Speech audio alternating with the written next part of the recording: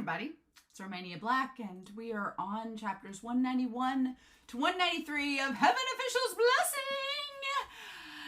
Woo, singing that intro is a little hard because last chapter, chapter 190 was pretty rough. I was left pretty speechless and gobsmacked and was like, what else can we say? And we last left Xie Lian as a puddle of blood and guts, essentially, on an altar after Bai Wusheng basically had Xie Lian's faith in humanity completely destroyed.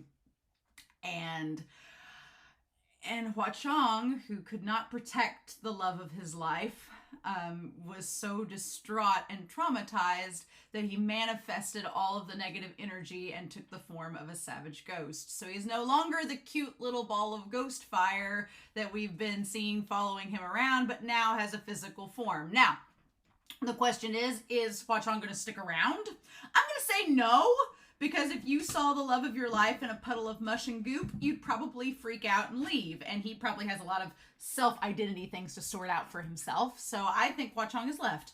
Has Bai Wusheng left? I don't know. He seemed to have left being so pleased with himself that he's completely mentally wrecked Xie Lian. But then the question is, what is Xie Lian going to do? Obviously his body can't die, so is it going to regenerate and slowly become back to normal? How long does that take? Where has Feng Shen and his mom and dad been this whole time? What's been going on with them? My biggest fear is that this entire event has completely just destroyed Xie Lian's faith in humanity. That the people he was swearing to protect completely betrayed and turned on him. And now he's like, well, why should I even bother? You know, I feel like it's going to make Xie Lian very apathetic and just like, I don't care anymore. Because like, after you've gone through an experience like that, how could you not care? How could you care? Right? So that's my biggest worry. And we talked about it last reaction, that he seems, you know, in the present time, Xie Lian's had some restorations in faith. I guess 800 years will do that. But he very much seems to not get involved with the mortal realm. Like, he's there. He's going around the mortal realm. He's collecting scraps and just kind of living his little humdrum hermit life. But he doesn't really interact with people anymore. He doesn't seem to bother with people. He doesn't even seem to care about people. He's more interested in the ghost realm, which is, can you blame him? The heavenly realm is filled with a bunch of corrupt assholes, and the mortal realm are filled with a bunch of people that are kind of rotten. And the ghost realm, at least everybody's honest about it.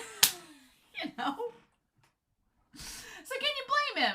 It's been very sad and heartbreaking, and we still have 2 parts left of this volume. I'm kind of thankful we only have 2 parts left of this volume. I don't know if we'll get done with book 4 by the end of this volume. Probably not. So far, no books have ended in a volume. It's all carried over to another one. So I'm sure book 4 will probably carry over to volume 7. But we have this part this week, chapters 191 and 193. And then next week, because I'm a glutton for punishment, we're going to read the whole final. We started out with 5 chapters in this volume. We're going to end with 5 chapters and do volume chapters 194 to 198 next week. So, so yeah. But before we start that, let's talk about some fun, happy things. I don't have any comments for this section because everybody else on Discord and YouTube and Patreon were like, we have nothing to say. I was like, right? What can you say? What can you say? Like, people have been talking in the Discord about it and about how freaking sad it is. But nobody's really had a lot of comments with anything worth mentioning outside the norm of, which is kind of the overall theme of with this part of the story. But I do want to talk about the Manhua chapter 97 that has come out. It was a breath of fresh air. After this section, I was like, oh, thank God. I really wanted to talk about this. So to make myself feel better, I questioned whether I should talk about this chapter before or after the chapter set this week, but I'm like, we'll just start out with something nice and happy, and if we need to go back to it and reference it again, we will. But Star Ember is having the time of their lives illustrating Qi-Rong, and someone on Discord pointed out that there is an actual profile for Star Ember and that they are a man, and I'm like, cool, so it's a guy. Awesome, nice. But he's having the time of his life drawing Qi-Rong. Chi-Rong looks so maniacal and so gleeful and just is, they draw him different than really a lot of other characters, which is fun. It makes him stand out because Chi-Rong is quite a character. I would honestly love Chi-Rong to be in the story at this point. Put him in there. At least it'd be some levity, but MXTX is like, oh no, no, no. You wanted him gone, right? So now he's gone. And I was like, no, bring him back. I was never like that. But yeah, but there's some things in this chapter that relate to the story right now that I thought were worth mentioning. So Xie Lian, it goes on and on about Huachong being about Chi-Rong being a crazy person and being like, I'll take care of this. And there's a little panel here where Chi-Rong is like, oh, you call him San Long? You two sure are close. And I was like, ah! Oh my god! I was like, oh my god, oh my god, oh my god, oh my god, oh my god. I was like, oh my god, Chi-Rong inadvertently being a fanboy for Xie Lian and like pointing it out, like thinking that Xie Lian's gonna get grossed out by it, but joke's on you, Chi-Rong. They're totally into it, is just amazing.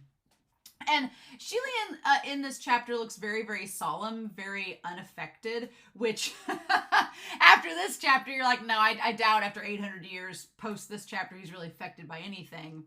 And Chi-Rong is like, oh, look at you two. But this dialogue that he says, cousin, how did you end up hanging around a demon like him? Aren't you afraid he's going to pollute your name? And I was like, well, after this last chapter, no, I don't think he's worried about his name being polluted, because with the robbery and all this other stuff, it's pretty much been polluted. So I don't think Xie Lian cares. I think he's fine with it. And then Chi-Rong, I love his little cackly face where he's like, he flew into a rage just because I said you were a bitch. Or maybe he got blinded by the divine light above your head. And I was like, and now going back to this chapter, it hits so much harder because you see that Huachong has been around Xie Lian in his darkest moments. Chi-Rong doesn't know that. So Chi-Rong just thinks that, you know, here's your high and mighty cousin of mine, the crown prince. And Chi-Rong has no idea what Xie Lian's gone through and has no idea how far Xie Lian has fallen. And Xie Lian's never going to tell Chi-Rong that. So Chi-Rong is like, oh, well, Huachong is blinded by your light. And I'm like, Chi-Rong, Huachong has been with him at the darkest of his times. Don't you dare, you son of a bitch. It's like, no. And then you see Huachong grab him. And he's like, oh, right, he was already blind to begin with. I like that Huachong grabs Chi-Rong, but then it's Xie Lian that punches him, being like, you can say all the bad things about me that you want, but don't you talk bad about my Huachong. And then it's so funny because Xie Lian gets mad when people talk bad about Huachong, but Huachong is like, don't touch my gege. Like, they're such advocates for each other, but they don't realize it at this point. And it's like, I'm telling you, if we don't get out of book 4 and Xie Lian doesn't like hug Huachong or make out with him on the spot when he sees him again, I'm going to be disappointed. I'm going to be like, no, you don't understand. I'm like, we need them to talk, but we're not ready for that yet, right? I do love the way Star Ember draws Chi-Rong with the little cutesy, like squinty eyes. It's really cute in a disturbing way. I'm like, okay, all right, I love it. And I also love the fact that when we see Xie Lian, he's like holding his hand that's all bloody, and he's like, don't think because I've never hit you before that I'm unwilling to do so now. Again, showing that Chi-Rong does not understand in 800 years, of course Xie Lian has changed. Of course he's different. Chi-Rong has just been so stubborn and not changing that he doesn't understand it. And it's kind of disturbing the way that Star Ember draws, like, Chi-Rong being like, oh, he gave me a bloody nose. Oh my god, look how serious. He actually hit someone. Oh my god, how serious, how serious. Like, the way that Chi-Rong is drawn there, it's disturbing. And it's kind of sad because he's kind of like, he's got tears coming out of his eyes. Like, he's crying. He's crying because obviously it hurts that he got his nose bleeding. But he's also so kind of mentally disturbed at this point that he just can't wrap his mind around his cousin actually hitting him. And there's a tragedy to this, right? Because Chi-Rong and Xie Lian are the only family each other has left. Like, they're the only family each other has left. And they're such, like, antagonistic towards each other. But it's kind of sad. I'm still in the camp that I hope by the end of this that Chi-Rong ends up becoming, like, their chef begrudgingly at the mansion. I hope they go back to Paradise. I hope they make a new Paradise Manor, and it's like kind of small like the Poochie Shrine, and I want Qirong to be like their chef or butler, and Xie Lian just lets him stay because he's like, God damn it, he's my cousin, let him stay. He's really not going to harm anything. He's just kind of an eyesore. And Guzi stays with them, and Qirong's like, okay, and Qirong's annoying, but he's like kind of like endearingly annoying, like, you know, I kind of want that to happen. I don't want Qirong to like, I feel like I want Xie Lian to have some family in his life at the end of all things, and even though it's Qirong, he's kind of harmless. If he's under Hua Chong's thumb, I think he'll be harmless. I kind of just want him to stay with them at the end of it all. I think they'd be kind of cute. And it'd be a chance, because all Qirong has really wanted his whole life is to be with his cousin and to be, you know, respected by him. And even though I don't think that's going to happen because it's Qirong, I think it would be fun for him to like still be in his life. You know, I don't want Qirong to like just meander endlessly. And I don't think Xie Lian would like imprison him or something. And I don't want him to get like exorcised by the heavenly officials. No, I just let Qirong stay with them and be a comedic source of something. I don't know. But anyway, I really like the way that Xie Lian is drawn here. He's holding his hand because he punched him. And he's like, this man's not of sound mind. He's clearly crazy. Don't take anything he says to be serious. And again, that's Xie Lian just trying to get Lan Chanchu to not question what's been going on in the past. Not question, because Xie Lian doesn't want Lan Chanchu to believe that his friend, out of all those years, was conspiring against them, even though it's way more complicated than that. It's almost like they know Lan Chanchu is a himbo. They know he's not going to understand the complexity of the situation. He's just going to hear, my friend betrayed me, and not look any further. And now that we've seen these chapters, we know that Xie Lian tries to simplify things, push the blame off on himself, and just let things go because that's what he's so used to. And it's like, even though Hua Chong doesn't like that. And again, Star Ember just draws Qirong so good in this scene. I like that Qirong's hair is not as long as Xie Lian's. It kind of just goes down to like past his shoulders, and it's all like layered and wavy. It's how I pictured it in the novel. It's great. And then I do like that Qirong's like, oh no, I'm not crazy. I'm kind of crazy, but I'm not that crazy. I like he stops crying and laughing for a second and is like, oh, wait. Don't be so quick to call me crazy. Like, I know I've got some screws loose, but I'm not a total empty crayon box. Let's be real. I like the way Star Ember just kind of slowly draws that him kind of stopping laughing to kind of come back to reality. Again, the Flavor Flav medallion, I'm still all for it. I also like the red accents in his clothing. It's really good. But him saying, this is my favorite shot of the entire chapter, though. The shot where he, like, looks and how he imagines Xie Lian. He's like, of course, my fair and righteous cousin. And again, we tie back to these chapters, and you see Xie Lian, but he has the sword behind his back. Like Qirong suggesting, my cousin looks like he's so innocent and so against violence or anything like that. And I love the way Xie Lian's hair is down with the pin and the pendant and like all of the different kinds of flora and fauna embraced through his hair. That's probably my favorite hairstyle of Xie Lian that I've seen so far. It looks beautiful. But he's like, oh no, my cousin wants to look innocent, but he is not. And I love the idea of the sword behind his back being like he's gonna strike, right? That's so good. It ties these chapters. Like, my cousin seems like he's so righteous, but he's not without sin. And I'm like, tie to this chapter and this last set. But that's probably my favorite image of the chapter. I love the way Xie Lian looks there with the flower. And then of course, you know, Hua Chong just steps and breaks his foot. Poor Qirong. I would say poor Qirong, but he like has a bloody nose. His feet's been smashed. Like, he's just sitting here in a pile of discombobulated joints, and he's just like, let me tell you the truth. And he's not entirely wrong, right? I like that Hua Chong just looks down at him being like, if you weren't related to Xie Lian, I'd have killed you by now.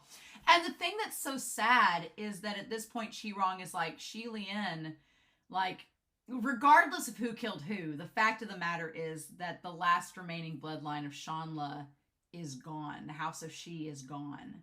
There's no one else. That bloodline's like ended. There's no descendants left. They were all wiped out at Yong'an.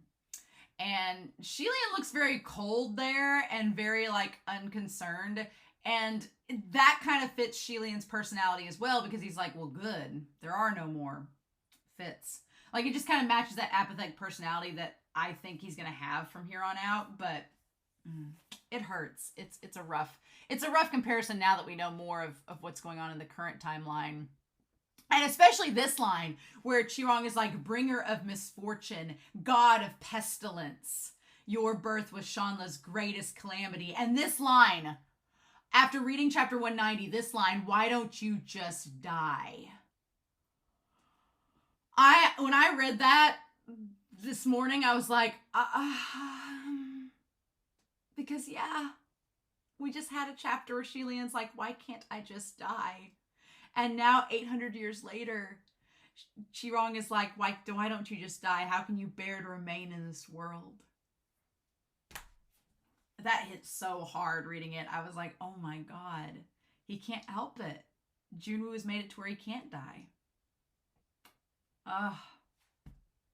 And now that we know Xie Lian's like been in a coffin, he's been sent down the river from the battle at Banyu, he's probably died multiple times.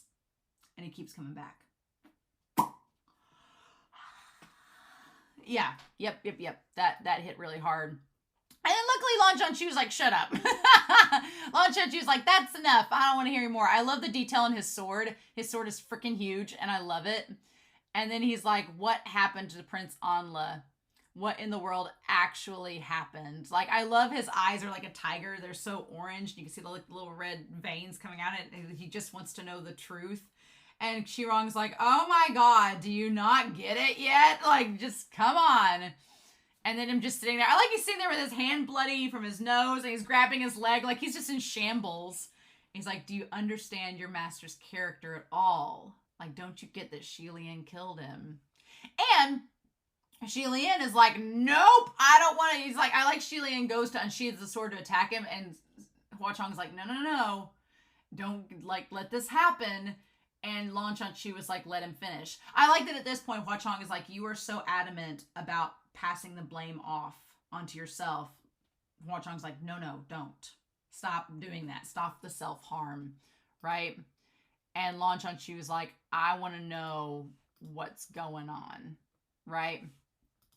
The creepy thing about it is that Qirong, I like the pose of all of them like next to the statue of Xie Lian, like just the gathering of them. It's really, really well done. The creepiest thing of all is there's a shot of Qirong like dissecting Anla, and like he used his hand as a scalpel. I was like, what? He used his hand as a scalpel? I'm sorry, what? It's the most disturbing thing. It's so freaking creepy. I was like, but I guess he didn't have any tools for that, but just the idea of him like taking his little nails and like cutting open Anla's body to do the autopsy. Ugh. It's a really well drawn chapter. There's lots of tie-ins from chapter 97 of the Manhua to where we are now, so the timing seems apt. I'm glad the Manhua is going on right now because every other week I can alleviate some of my dread by going back and looking at this chapter and being like, great, good. Glad we can talk about this. But yeah, so that's chapter 97. It's a fun time. Glad I got to read it before diving into this week's set of chapters. A little bit nervous about this week's set, I'm not gonna lie, because where do we go to from here? Xie Lian's a bloody pulp on the altar, and Hua Chong's a savage ghost that's probably disappeared. Bai Wusheng's probably disappeared. We'd have no clue what's happening with anybody else, so. But we'll find out, won't we? In the meantime, I've got the chapter pulled up right where chapter 190 ended. I've not looked any further, but we're going to go ahead and start and just see what happens for chapters 191 to 193, pages 261 to 298 of Heaven Official's Blessing, Volume 6. And we're going to do that here in 3, 2, 1. And let's just see what we get here. Chapter 191. No grief, no joy. White cloth brings calamity to this world. Trigger warning. Suicide attempt and suicide.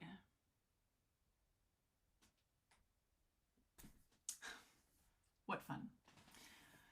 Xie Lian couldn't tell if he was awake or asleep. If he said he was awake, then he neither sensed nor reacted to anything of the outside world, having no memories of anything. If he said he was asleep, his eyes had been open the entire time. So he's like tried to repress everything that happened at that point. By the time he came to, the white no-face had already strapped that black sword, oh my God, to his waist, like an elder rewarding a child. This is my gift to you.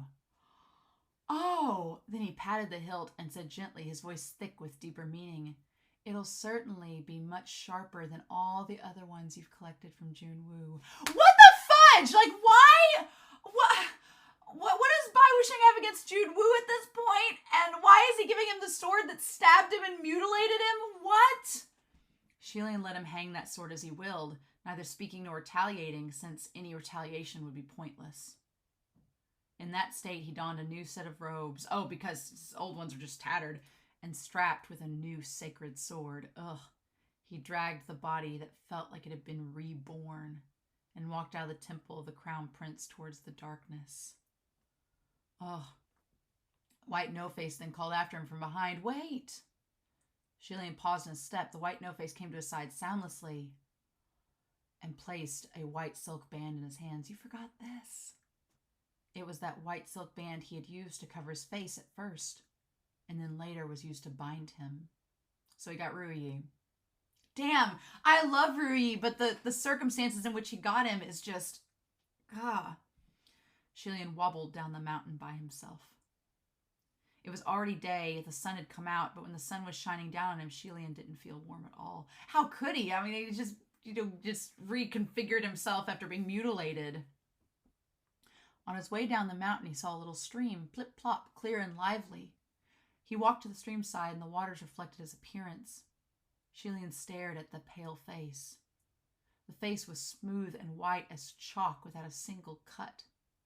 The same with the neck, then the chest and all his abdomen, they were the same. The more he looked, the more he couldn't look any longer. He put his head down, cupping stream water in his hands, washing his face and drinking a few mouthfuls. He drank, and suddenly he noticed there was something upstream. He looked up slowly and saw that not far in the distance, on the shores upstream, next to a giant boulder, there slumped a corpse. Judging by his attire, it was the buff street performer. The man didn't descend the mountain and died on the road instead.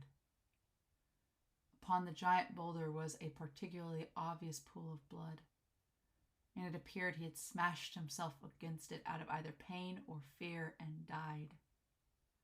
The corpse was already rotten, half of it soaked in the water, emitting waves of foul stench unmoving. But there were several deformed little faces growing on that half-rotten face that were still squirming. Oh my God! Xie Lian knelt by the stream and puked his guts out for over an hour, heaving until there was blood.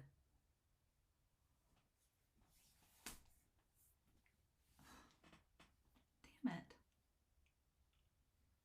After descending the mountain, he walked for a long time, strolling down the main streets aimlessly without a destination in mind. Suddenly, a hand gripped his shoulder and yanked him into an alley. Xie Lian looked around, and before he even saw the other's face, he saw an incoming fist. Where did you run off these past few days? Behind the fist was Feng Shen's furious face, and by the time Xie Lian saw, he was already knocked down by the punch.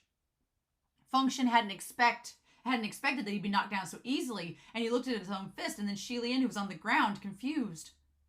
But before he went to help him up, Xie Lian had already crawled up himself. Feng Shen's face changed, but in the end, he still wasn't over his temper. He said, "You've got such a temper, dropping only a word before running away, disappearing for 2 months. Do you know how worried their majesties have been?" Xie Lian wiped away the splattered nosebleed from his face. "I'm sorry." Seeing that he was making things worse with the wiping, Feng Shen heaved a heavy sigh. "Your Highness, forget it with the apology. It's meaningless between us, but just what happened to you? Can't you tell me?" He noticed the black sword hanging on Xie Lian's waist and asked, "And where did you get that sword from?" Xie Lian had wanted to tell, but he remembered the quarrel between him and Feng Shen when he had left, and the doubtful expression on Feng Shen's face at the time, plus the experience he never wanted to think about again. He only repeated, "I'm sorry." The two returned to the hiding place from before, and when the queen saw Xie Lian, she hugged him and wept. The king looked as if he had aged quite a bit again. Before, it was finding white hairs and black. Now it was finding black strands among all the white.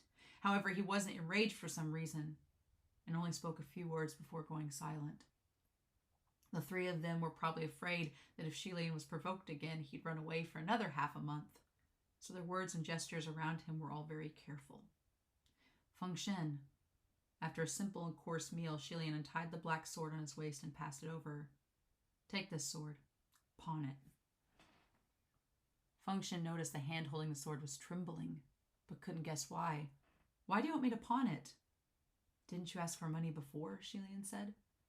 Hearing this, there was suddenly a flash of hurt on Feng Shen's face, and soon after he shook his own head. "Oh, I don't need it anymore." Xie Lian didn't speak another word. He tossed the black sword to the side and stopped caring for it, and flopped over and fell asleep. This time, when he returned, Xie Lian acted as if nothing had happened, hoping that everything would return to normal as soon as possible and that he would return to his original state. Soon, he and Feng Shen went out to perform on the streets. At first, Feng Shen was still worried. Forget it, just rest a couple more days." "I've already rested for almost 2 months, Xie Lian said. "If those street performers keep coming up to stir trouble, then it'll be easier to deal with 2 people. However, Feng Shen said, "Oh, they stopped coming a long time ago." It wasn't because that buff street performer from before had died and there was no one else to lead, but because Feng Shen had settled here for a long time now. When he first arrived, everyone thought he was a novelty. But after time had passed, that novelty had faded away, and now watching him was no different than watching the other local buskers. Compared to before, Feng Shen lost his competitive edge. Now that he wasn't a threat, the other street performers stopped looking for trouble. Since everyone made about the same amount of money, it was all the same. Thus, no matter how hard Feng Shen shot his arrows, no matter how expert the skills, the audience that came to watch and rewarded his efforts was less than half of before. In fact, it was less than 10% of before. After working for over half a day, Feng Shen was exhausted and sweating profusely, sitting down on the side. "Let me go up," Xie Lian said. "Nah, don't worry about it," Feng Shen replied. However, Xie Lian didn't bother listening to him and went up. Seeing that the faces changed, the passerbys all became interested again. "And what special skills do you have, little buddy?" Xie Lian didn't respond. He picked up a branch and started striking out a set of art of the sword. Between the shrieking sounds of the blows, the point was sharp in the aura of the sword, and thus there were a few who gave face and cheered. Feng Shen watched from the side, his expression complicated, and after watching for a bit, he turned his head away. Xie Lian didn't feel shame at all, nor did he feel any burden in his heart, and he only continued to swing the sword seriously. Just then, there was suddenly someone in the crowd who yelled, "It's boring! It's boring! What a pathetic act! Who wants to watch you fucking blindly poke around with a tree branch?" Feng Shen immediately jumped to his feet and shouted, "You watch your mouth!" Xie Lian faltered in his movements and gazed over. Within the crowd, there was a man who was munching on a melon and spitting seeds, obviously there to watch a showdown. He called to Feng Shen, "The ancestor's here to watch a street performance. I'll say whatever I want to say. You're here to earn our reward. Don't you dare, and you dare to remind us? The ones doing the rewarding? Change to a real sword. Use a real sword, and this Grandmaster will consider whether to grant you some seeds." The moment he yelled out, the others followed suit. Feng Shen was outraged and was just about to act when suddenly a white shadow flashed by, and Xie Lian was already standing next to the man. He grabbed him and threw him high into the air. He exhibited such an amazing strength, the man was thrown meters away, the melon rinds tumbling all over the ground. The crowd had their mouths wide open with shock. The man landed heavily with a thud, bleeding from his orifices, letting out a loud and pathetic cry. However, Xie Lian wasn't done, and he went up to seize him once more, speaking plainly and emotionlessly. "There are no real swords, but I can really take your life. Do you want to see?"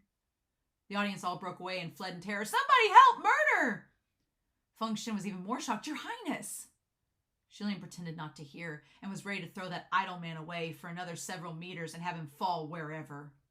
But Feng Shen went up and held him down, even forgetting to hide his identity as he roared, "Your Highness! Oh yeah, wake up! You're going to kill this man!" Both of Xie Lian's eyes were burning with black flames. He smacked away that hand and pressed that man down to the ground. The idle man passed out and stopped moving. Feng Shen rushed up and was about to check for his breath when he heard the end of the street someone yell, "It's them over there!" This was bad. The Yong'an soldiers had come. Feng Shen bolted instantly, and when he saw Xie Lian was standing there glaring at the Yong'an soldiers as if he was ready to fight them, Feng Shen turned around and pulled him back. "What are you standing for? Run!" The two of them hid and went for cover the entire way before they were able to escape, and finally returned to the little cottage where they had hid. The moment they entered the door before the queen's face, Feng Shen started yelling, "How could you do something like that?" Feng Shen of the past would absolutely never dare to be so unruly before the two majesties. But after having grinded for so long, there were a lot of things that had already changed. Xie Lian turned to the queen. "Go to your room." "My son, just what?" "Go back to your room." The queen didn't dare ask anymore and went back to the room. Xie Lian then turned to Feng Shen. "What did I do?" "You were going to kill that man," Feng Shen said angrily. Xie Lian rebuked. "He didn't die, and so what if he dies?" Feng Shen was dumbfounded. "What did you say?" "What do you mean, so what if he dies?" "That pleb was asking for it," Xie Lian said. "Since he asked for it, I gave it to him. Was I wrong?" As if he was stunned by Xie Lian's vocabulary, it was a good moment before Feng Shen said, "He was causing trouble, but you didn't need to kill him. Smack him around and let it go. He didn't deserve to die over some petty words." Xie Lian cut him off. "Of course he did. He dared say it, so he needed to pay the price." Feng Shen was filled with disbelief. "How could you say something like that?" "Like what?" Xie Lian asked. "You wouldn't have used the word pleb before in the past. You've never said it before." "What are you trying to say?" "I'm not like a god. Can't I be angry?" "It's not like I'm a god. Can't I be angry? Can't I hate?" Feng Shen was stumped. And then a moment later, he arduously squeezed out a few words. "That's not what I meant. But no matter what, you didn't need to." Xie Lian didn't want to listen anymore and stopped talking to him, going into his own room and slamming the door heavily. The moment the door was shut, he screamed and threw himself onto the bed. He was lying to himself and lying to others, all nothing but deceit. No matter what, it was impossible to pretend that nothing happened. It was impossible to return to before. That evening, someone knocked on his door and Xie Lian thought it was Feng Shen, so he ignored it. A moment later, the queen's voice sounded from the other side. "My son, it's Mother. Let Mother come in and take a look at you, all right?" Xie Lian had just wanted to lie there without moving, but after lying there for a brief moment, he still got up and opened the door and asked tiredly, "What?" The queen was holding a plate standing at the door. "My son, you haven't eaten yet, right?" Xie Lian watched her and endured for a long time before he forcefully swallowed down the words, "Even if I haven't eaten, I don't want to eat what you've made," that were already rolling up his throat. He moved aside to allow his mother in. The queen placed the plate on the table. "Look." Xie Lian looked and got so angry he wanted to laugh. "What's that?" The queen said, as if she was offering treasure, "This is a lovebirds upon a branch meatballs. And this is blooming flowers and full moon stew." The lovebirds looked like death, and that blissful full moon was full of craters, and Xie Lian had to interrupt her. "Why do you name these things?" "Don't dishes all have names?" the queen said. "That's for imperial dining in the palace," Xie Lian said. "Ordinary folks don't give names to dishes." Imperial dining, palace, ordinary folks. The queen paused for a while and then smiled. "Well, no one said you have to be dining imperially in order to give dishes names. So just take this as a wish for good fortune." She passed the chopsticks over. Xie Lian, however, didn't smile, nor did he touch the chopsticks. The queen smiled and sat for a while, and then her smile gradually fell. "My son." "What?" Xie Lian said brusquely. "Why are you fighting Feng Shen again?" the queen asked. Xie Lian didn't want to explain at all, and he didn't have the energy either. "You two just stay inside your room and relax. There's no need to mind these things." The queen hesitated for a moment.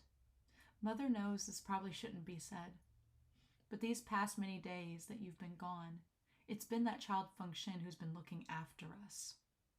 "Mother, what are you trying to say?" Xie Lian demanded. The queen quickly said, "My son, don't be angry. I'm not trying to blame you.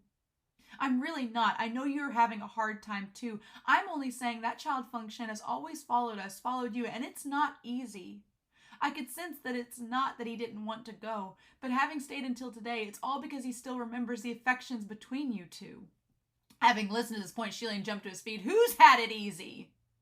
Has it been easy for me? Mother, can you please stop asking questions? Can you please not involve yourselves in things that you don't understand?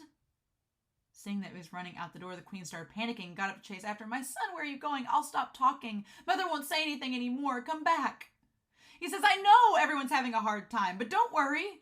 I'll go make things easier for everyone. The queen couldn't keep up, and it didn't take long before she was left behind. It wasn't until evening before Xie Lian returned with a few sacks in hand. When he opened up the door, no one had gone to bed, and they were all up waiting for him, their faces sullen. Xie Lian shut the door with a backhand and questioned, What is it? The king seemed to have already lectured the queen, and the rims of her eyes were red. When she saw Xie Lian had returned, she let out a long sigh of relief and forced a happy smile. My son, you've come back. I won't ever ask you anything unnecessary from now on. Just don't leave so suddenly. If there's anything, Mother will definitely listen to you. Everyone was scared. Scared that if he just turned around and left, he'd go missing for another 2 months. However, Xie Lian said, You all think too much. I wasn't going to leave. Just go and rest. He waited until the king and queen were both entered their room, and after a moment of silence, Function said, Even if I ask where you went, you wouldn't tell me, right? Xie Lian didn't speak and tossed the sacks on the ground. They made crisp, clinking sounds as they landed. What's this? Xie Lian opened the sacks and turned them out, and from within came tumbling large piles of gold and silver wares, almost brightening the entire house. Function instantly stood up. Where did these things come from? Xie Lian didn't bother to look up and only sat on the ground and counted as he replies, There's no need to be like that. I only paid visit to a big household in the city, that's all. Relax, no one saw. You! Function's eyes were round and bulging. He remembered the king and queen were in the next room. He lowered his voice. You stole! You don't need to look at me like that, Xie Lian said. Everyone's having a hard time. Things will be easier with this. You still shouldn't have stole, Function exclaimed. We can just busk. And how much do we earn from killing ourselves performing on the streets? Function staggered a few steps back, and it was the first time Xie Lian saw him looking like he was going to faint. Function finally steadied himself and made sure he didn't hear wrong and mumbled, How did you become this way? What way? I don't want to lecture you, but just look at yourself and what you've become. I won't ask you about the robbery anymore, but how did things get worse? I knew it. Knew what? Xie Lian rose to his feet. I knew you kept that robbery thing in your mind. You wanted to ask me, but you didn't have the heart, right? You've imagined thousands of scenarios in your head, right? Don't think on it anymore. I'll tell you. It's true. I robbed you. He advanced a step with quiet anger. Then what are we passing our days so hard for? If you were willing to do these things, then we could have done it already. Why suffer until today? Are you aware of what you're giving up?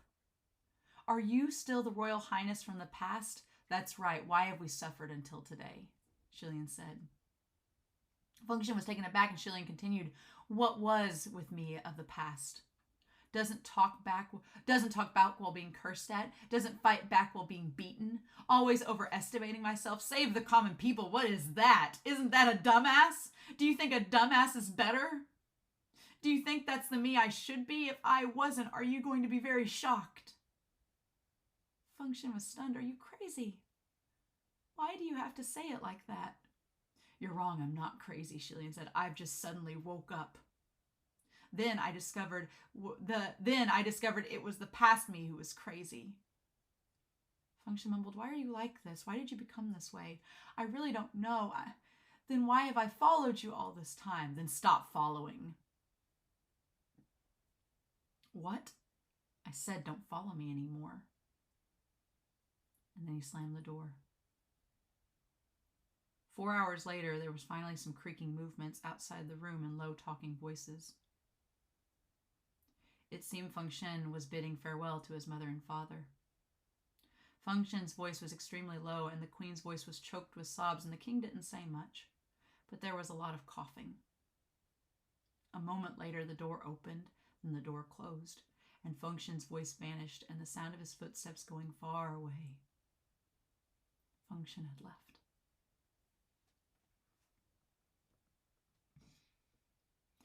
Xie Lian was still shut in his room, emotionless and expressionless, and a moment later he closed his eyes. He'd finally left. Ever since Mooching had left, Xie Lian had always been terrified of this, that one day Function would also leave. Because he was too scared, today Xie Lian could not endure the torment of this fear. Rather than dragging it out like sharpening a knife to slowly grind away all the kindness and friendship until there was nothing left, he finally both hated the sight of each other and held grudges, and it was better things exploded sooner. Before Function went, he was afraid. Now that Function had gone, he wasn't scared any longer. But even though he wasn't afraid, he was deeper in agony. Originally, Xie Lian had held a 1 in a million bit of hope in the bottom of his heart. He'd hoped that even if he was to admit that he'd done things he shouldn't have, even if he'd become the worst of himself like this, that Function would still stay. After all, ever since that year he turned 14, when Function was selected to be his bodyguard, the two had never left each other's side. While they were master and servant, they were more so friends. Outside of him, who was crown prince, Function didn't care for anyone else. At most, maybe the king and queen. But Function had really left. Xie Lian had already guessed this to be the end, but he couldn't stand this end either, and he couldn't take it for the moment. Just outside of the silent room came the queen's voice. "My son, I'm so sorry." Xie Lian crawled up from his bed and opened the door, went out and said tiredly, "It's none of your business." The king and queen were both sitting at that old and creaky table. The queen said, "Father and mother dragged you down and made you do bad things for our sakes, and even made you and Function argue." Xie Lian forced a smile. "What bad things? Aren't tales and legends all full of stories of stealing from the rich to help the poor?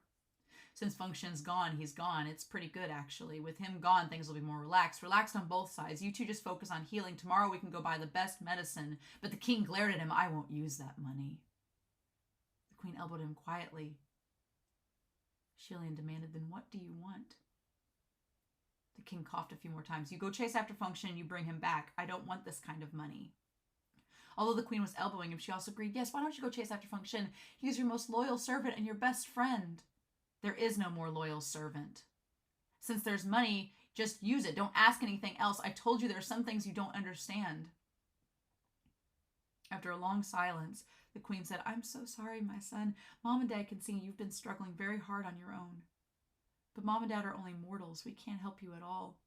And need your care, too." Xie Lian had no more energy to keep talking and placated them with empty words of comfort before sending them back to their rooms. In order to help himself clear his mind, Xie Lian unwrapped the bandages and stripped all of his clothes, took a rough bath, and passed out. He passed out so hard that when he woke the next day, he wondered blearily, "How come Function didn't wake me?" It was a good moment before he remembered that Function had left. Xie Lian flipped over and sat up, fell in a daze, and remembered another thing. Even if Function had left, what about his father and mother? How come his father and mother didn't rouse him either? Usually at that time, he would have heard the sound of the king coughing. That sound had never ceased. So why was it so quiet today? For some reason, Xie Lian felt uneasy. He put his clothes on, got out of bed, grabbed for the silk band, but found it wasn't there,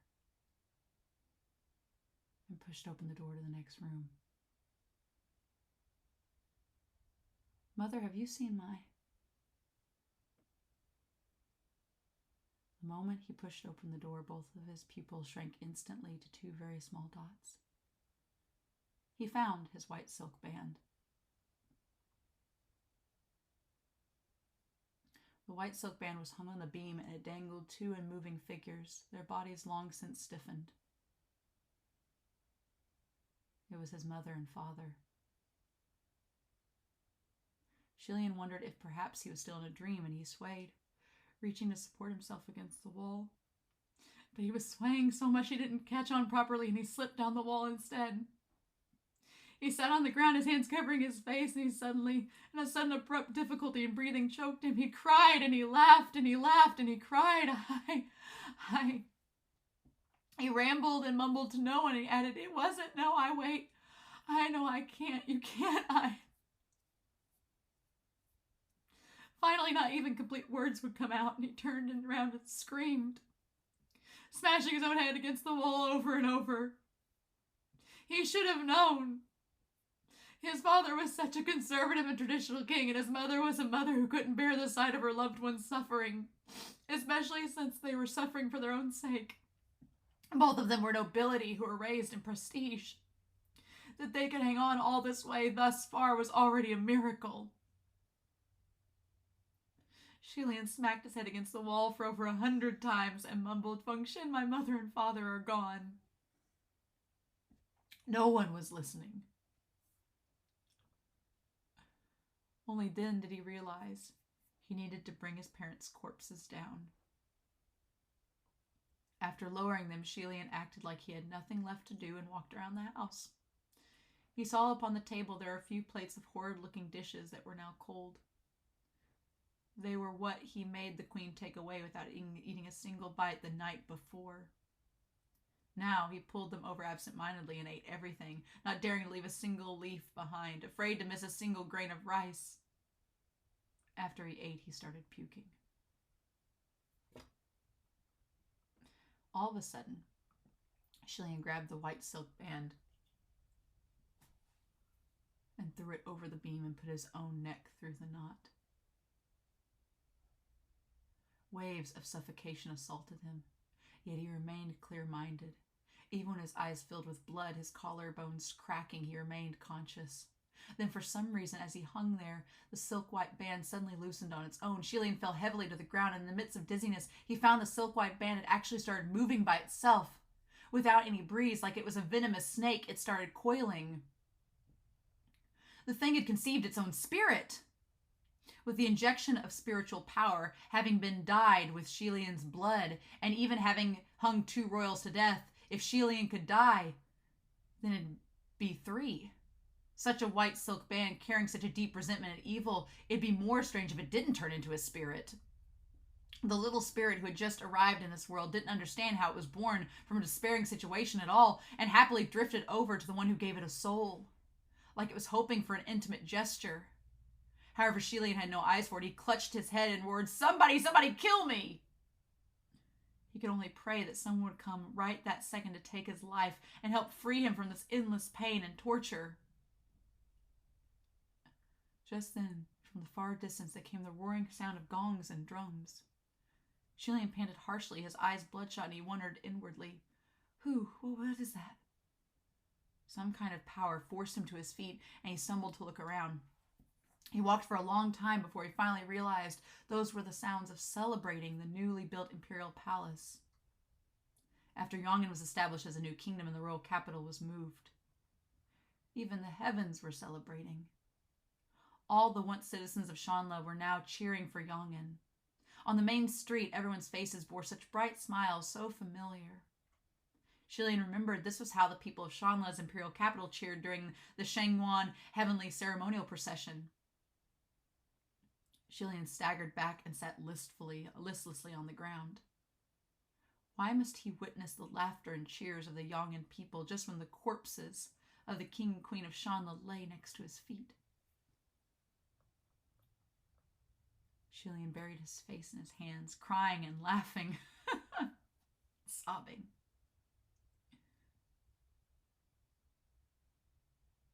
A moment later, he giggled. "You won't get off so easily."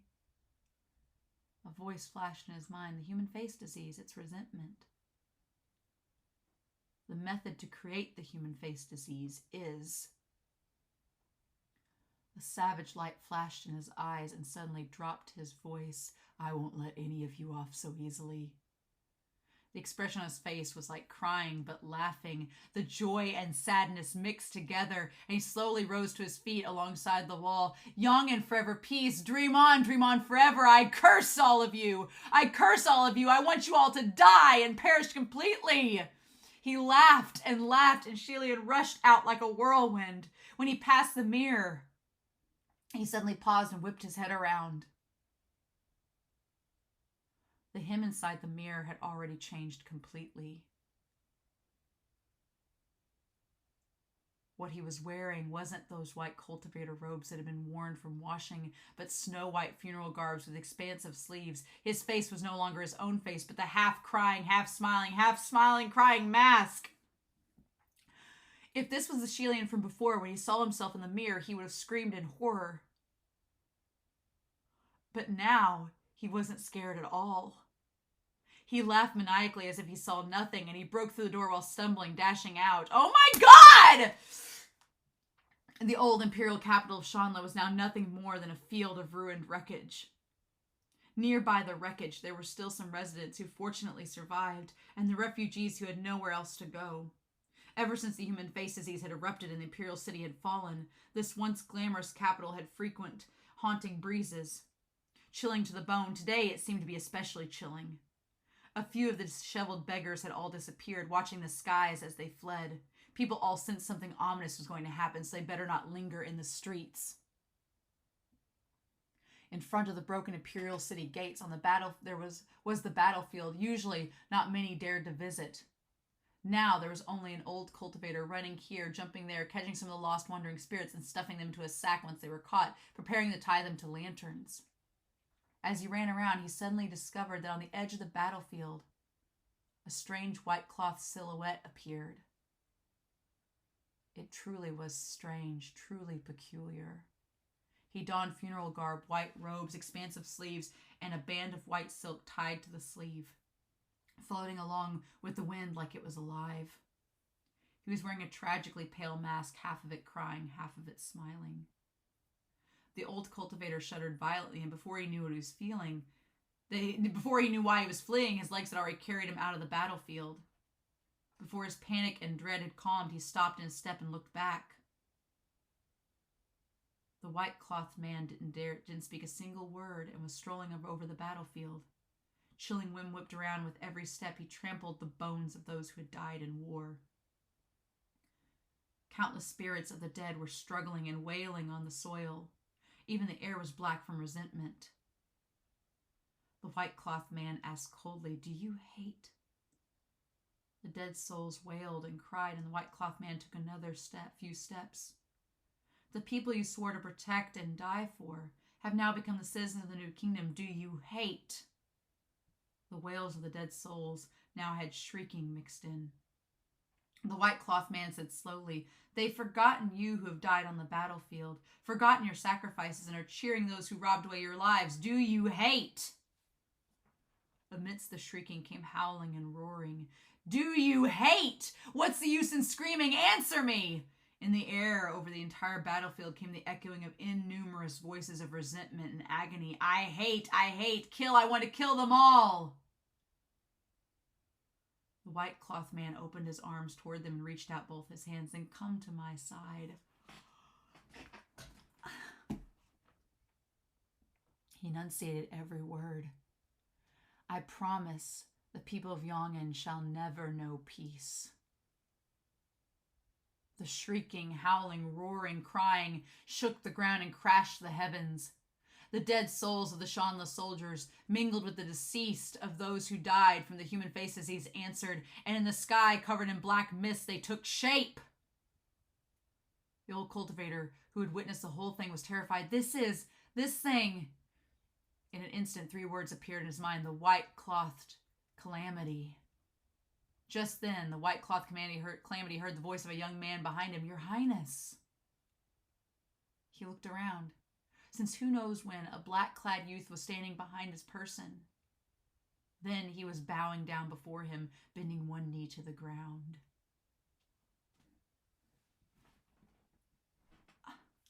Was that one chapter? Oh, that was one chapter. Oh my God!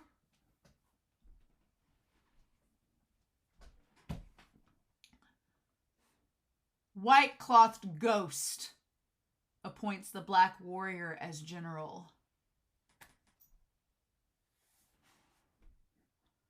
He was determined to be a youth based on his voice and physique.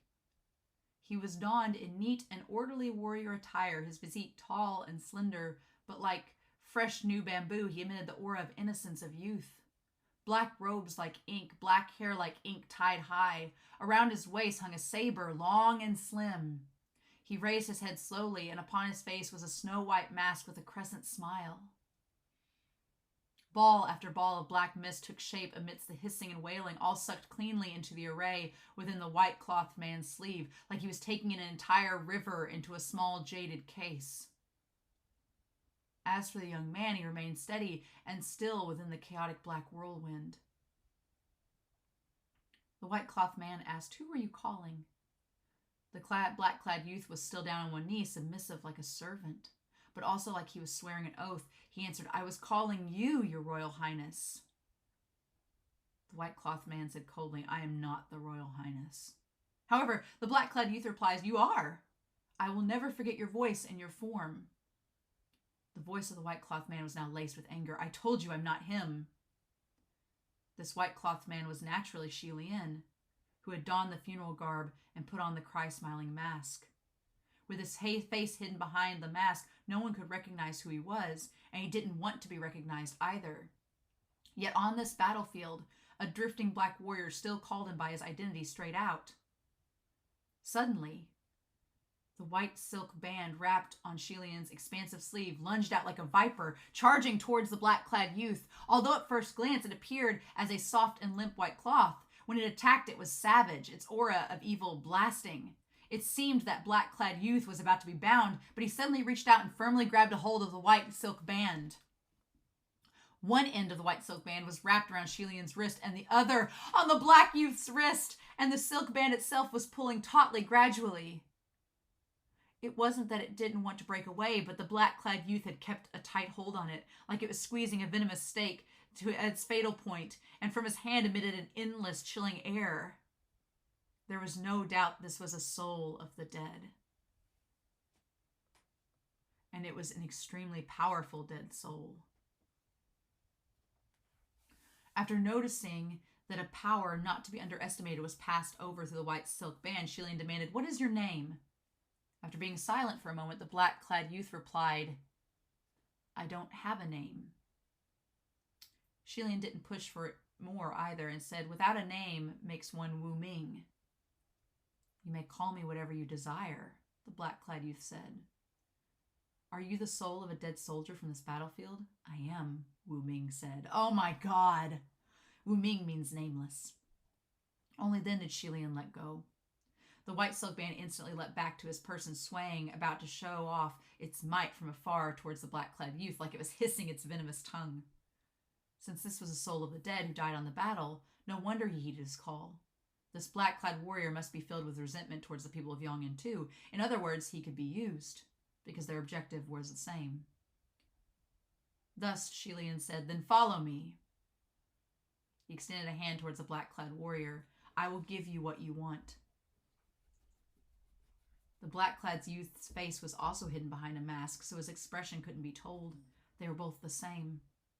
After a moment of silence, he unhesitatingly clutched Xie Lian's extended hand, bowed his head deeply, and pressed his cold forehead against the back of Xie Lian's hand. A moment later, he said profoundly, "I swear to die following your highness."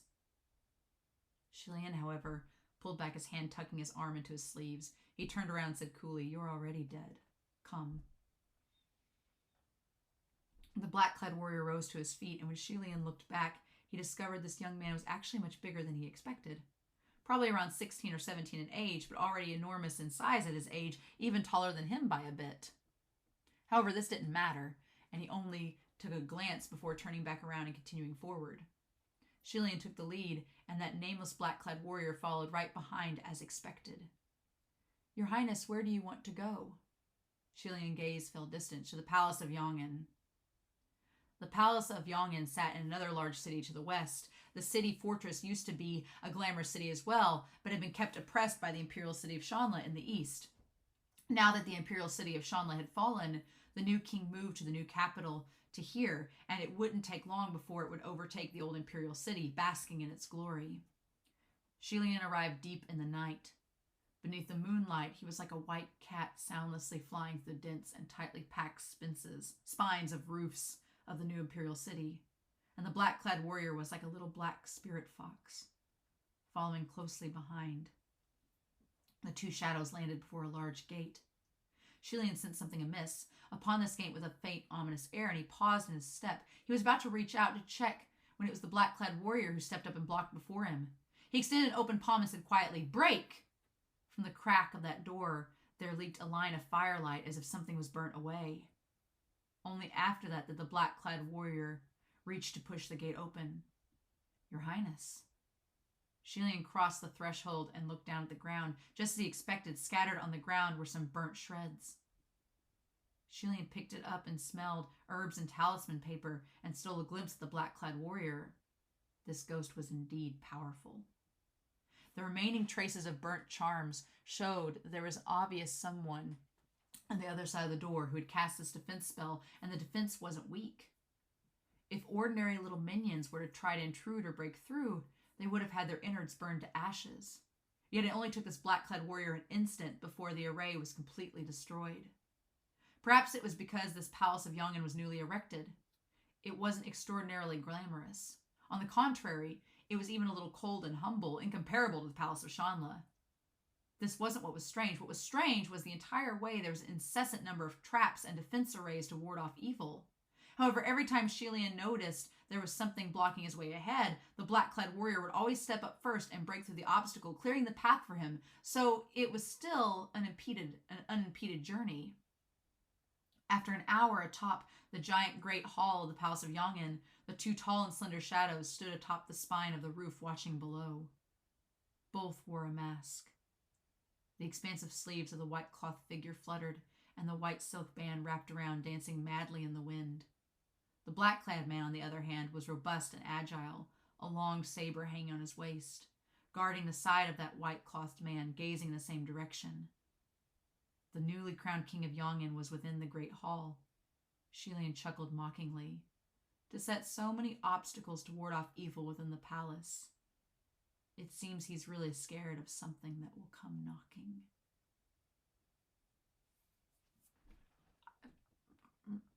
Chapter 193. The white-clothed ghost appoints Black Warrior as General 2. Your Highness, I will go open a path, WuMing said. However, Xie Lian stopped him. No need, I'll do it myself. Then he leapt down like a white blossom blown off the top of a branch by a breeze and soundlessly landed before the palace hall. Just as he was about to push open the gates, within the hall came the wailing of a baby. Long Ying didn't have any consorts, and his son had died a long time ago. So where did the oh my god, we're getting Long Ying. So where did the baby inside the palace come from? Xie Lian didn't pay it any further mind. Never mind a baby. Even if an army of millions was hidden inside, he wasn't afraid. He raised a leg and kicked open the palace door. Yet the strange thing was, there was only one person within the great hall, not another soul present, and certainly there was no baby. When he saw the person who it was that had come, he raised his head. You've come. I've been searching for you. The one within the palace was Long Ying. Although he was now an esteemed king, he wasn't donned in lavish robes, and he sat stiff as a board upon the throne. Xie Lian was puzzled for a moment that this was his reaction before he realized he was currently wearing white funeral garb and with a mask on his face. Long Ying had taken him for the white no-face. There were arrays set up within the palace hall too. When Xie Lian crossed the threshold to enter, he could sense that there was something blocking his entry. However, he only needed to push his foot down a little heavily before he was able to easily step onto the floors within the hall, and the sound of something shattering rang in the air. The chill of winter and the evening air came pouring in from outside the palace hall, filling Xie Lian's sleeves full of wild winds. He said chillingly, "Why were you searching for me?" When he heard his voice, Long Ying's expression changed slightly. "It's you." Xie Lian approached slowly, his snow-white boots stepping upon the frozen stone steps. Step by step, "It is I." Long Ying, a brute commoner, led an army and destroyed Shanla. With the aura of the king enveloping his body, ordinary evil wouldn't be able to come close to this person. However, at this moment, what Xie Lian brought with him were millions of souls who had died on the battlefield. He refused to believe that Long Ying would be able to defend himself against such an immense number of ghosts with such powerful resentment, and sure enough, the resentful spirits were agitated, impatiently ready to break free and seize the new flesh of the enemy as his host. It was impossible for anyone not to have heard the sound of their agitation, but Long Ying didn't appear to be in shock nor panicking. "You've come to kill me." Xie Lian didn't answer. The next moment, he blitzed right before Long Ying and gripped his hair, pressing him into the ground. Success! Under the cry-smiling mask, Xie Lian's lips unconsciously curled up. He knew it. He knew he could now defeat Long Ying. Without the bondage of his heavenly official status that made him powerless before this man, with the fortune of a king, the him who had thrown away the body of a god could finally defeat Long Ying. Xie Lian's heart was thumping, and he was just about to move on to the next step when his face dropped abruptly. What was that sound? He heard the tiny cry of a baby again. But there was no baby within this great hall. He listened again. That wasn't right. The crying was coming from the lips of Long Ying, who was subdued under his hand. Or more accurately, it was from Long Ying's body. He ripped off Long Ying's robe, and his eyes widened, jumping to his feet. "What is this?" Long Ying slowly flipped over and sat up. "Don't be scared." The words weren't directed to Xie Lian, but to the thing on his body.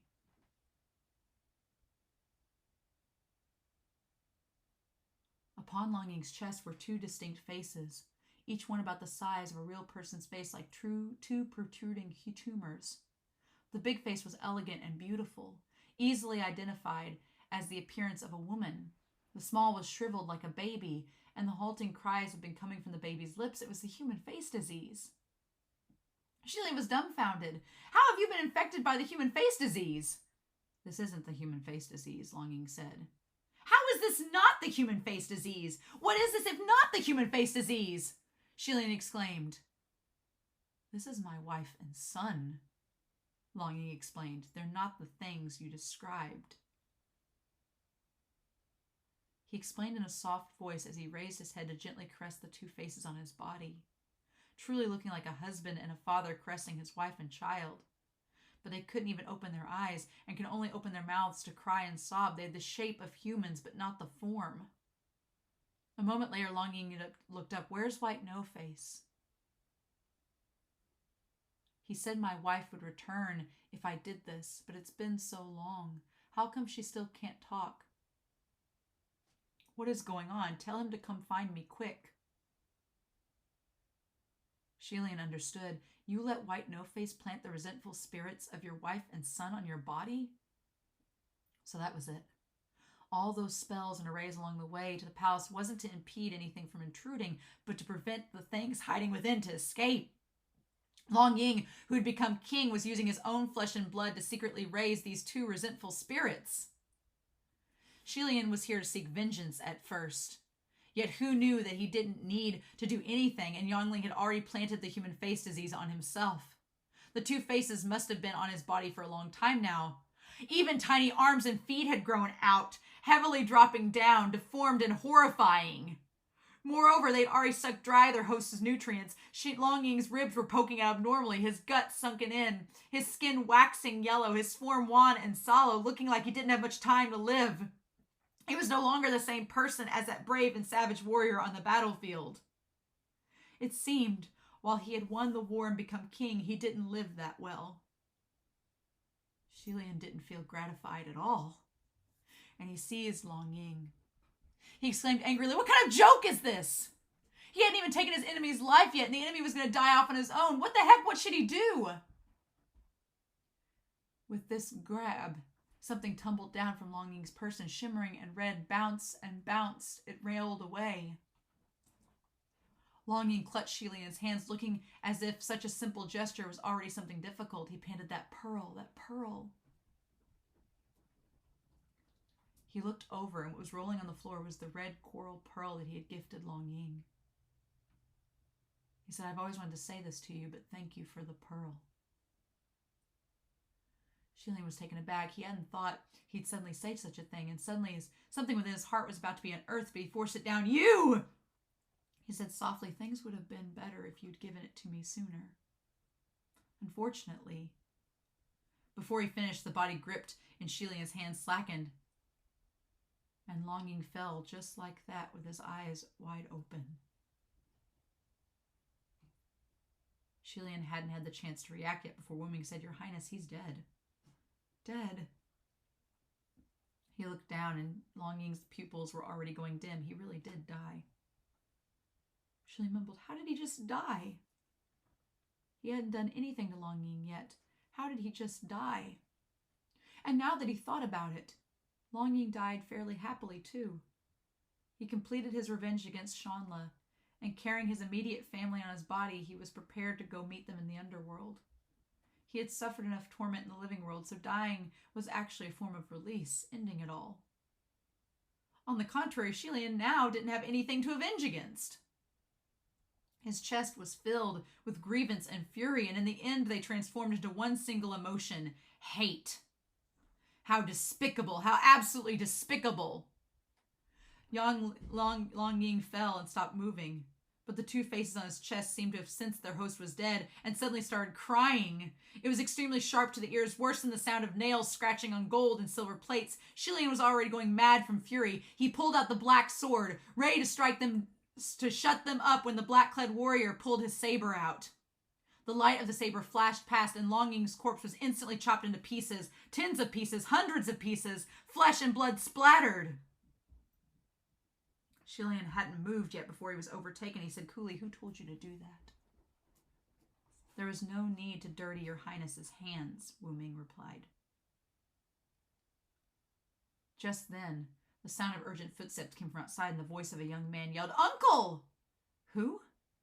Xie Lian turned around and saw the doors of the palace hall were wide open, and a young man of 10-something of age was standing at the entrance, gazing over in the direction. He had a face full of smiles at first. When he came in and saw chunks of gore covering the floor, he was instantly stupefied. Xie Lian felt indifferent and demanded, "Who are you?" The young man exclaimed, "I..." Then he turned and saw the chunks of a dead body on the floor and exclaimed, "Uncle!" Just then, there were more people outside. "Your Royal Highness, don't run around. The king said you can't run around the palace. Don't make things difficult for me in the middle of the night. Your Royal Highness." Longing's son was dead already, and this young man called Longing uncle, so this must be the new crown prince Longing had established, the crown prince of Yongin. Things seemed to have dawned on the little crown prince too, and he cried in terror, "Ghosts! There are ghosts! Someone!" He hadn't screamed more than a few words before the black-clad warrior struck his neck, and the crown prince of Yongin lost consciousness, falling into a pool of blood on the floor.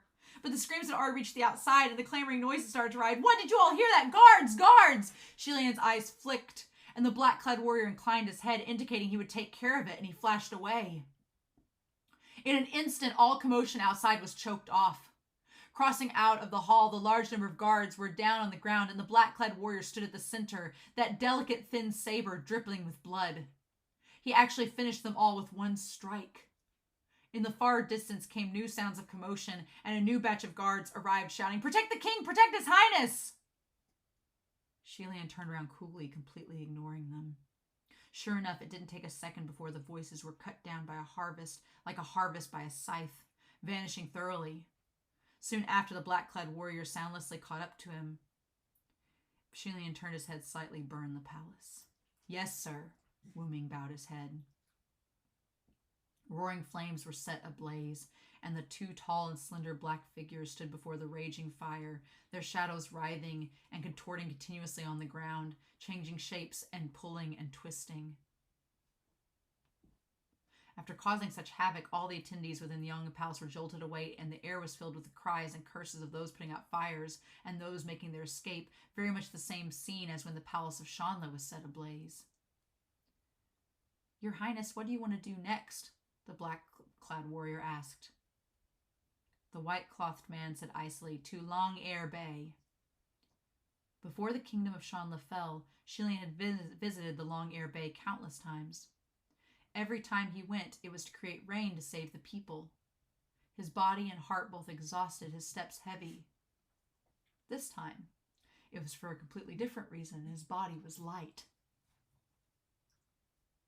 After surviving through the drought, and having gained strong support from the new king, Long-Ear Bay had already revived its liveliness. Streets and alleys were bustling with joy. The people were cheerful and happy, a complete 180 from the misery of several years ago. Only one place was still miserable like before, and that was the palace of the Crown Prince of Shanla. No one would come to a broken-down palace of the Crown Prince, so Xie Lian chose this place to rest. At this moment, he was meditating within the palace hall. Those resentful spirits should have quickly found a host, which would have been the subject of his revenge. Yet because Long Ying had already died, they were still struggling in agony, wailing and screeching at Xie Lian restlessly, and Xie Lian waved them away with his eyes closed. He frowned. "Just wait, don't be impatient. I will allow all of you to find release." Just then a voice called out, "Your Highness." Xie Lian opened his eyes and saw that black-clad warrior was before him, bending one knee to the ground.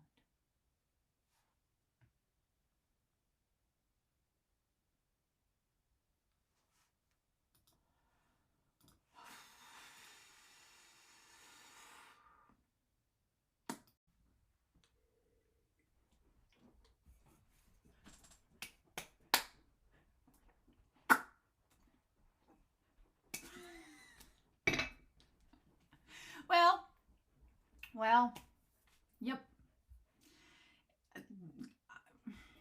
What do we say? What do we say? I'm glad we only have one set of chapters left of this volume. Next week, I'm glad next week's the last set of chapters in this volume.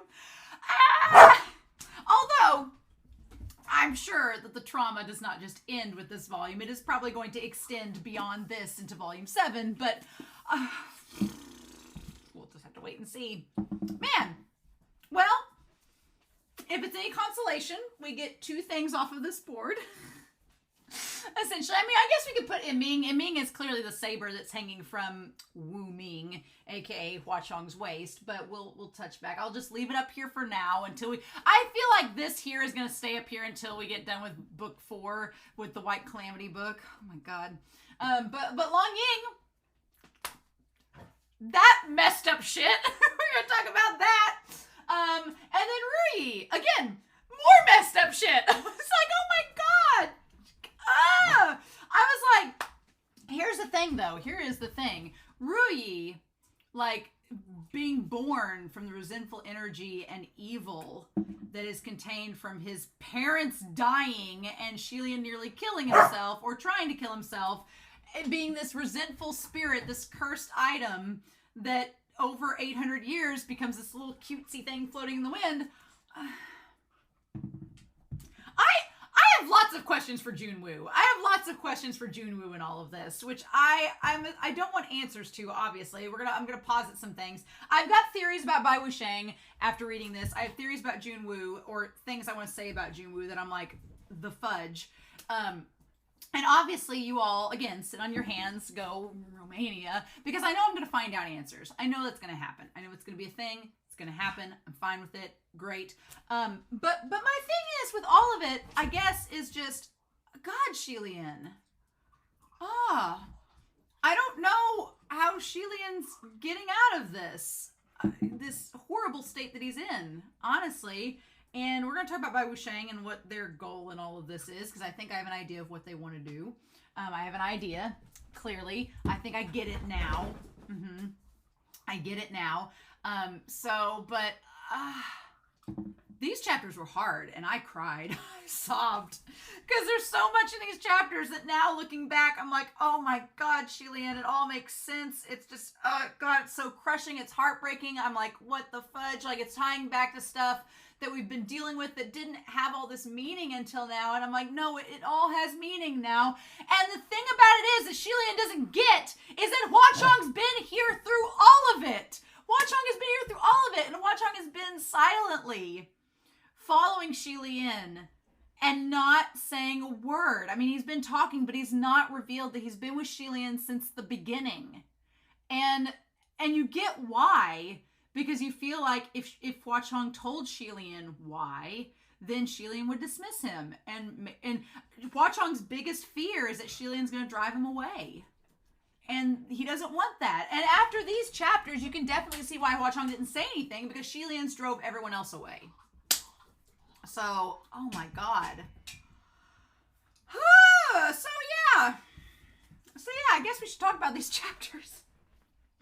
What there is to talk about. I do have things I want to talk about, though. I do have some theories and some things I want to go over with you all. But okay, so let's just go ahead and put this out there. This is not going to be very linear. This is not going to be linear at all, this first part. But if I don't say it, I'm going to forget about it. But, so Bai Wuxiang, his agenda. We talked last set of chapters, or last chapter, what we think his identity is and all of that. That hasn't changed for me. I still think it's the same thing. However, I do think that Bai Wuxiang has an objective, and I think that the objective is what it was, and I think that it's now changed in the present. So I think in the past, Bai Wuxiang has realized something rather interesting, and he's realized that Xie Lian has an immortal body, right? He's realized Xie Lian has an immortal body. He was like, I feel like Bai Wuxiang was always fascinated by Xie Lian because he was the Prince of Shanla, because of all this. He doesn't show up until Xie Lian ascends, though, and I think that's rather important. He doesn't show up until Xie Lian ascends, and then I think that Bai Wuxiang realized all the things we've talked about in previous chapters about why he's attracted to Xie Lian, why he finds similarity and common ground with Xie Lian, but here's the rub.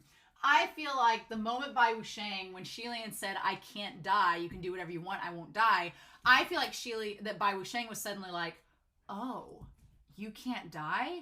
Wow, that body would be real good for me to host, would be real good for me to inhabit, then I can't die, so that'd be really great. So I feel like it's one of those things where Bai Wuxiang is slowly trying to invade and host Xie Lian's body.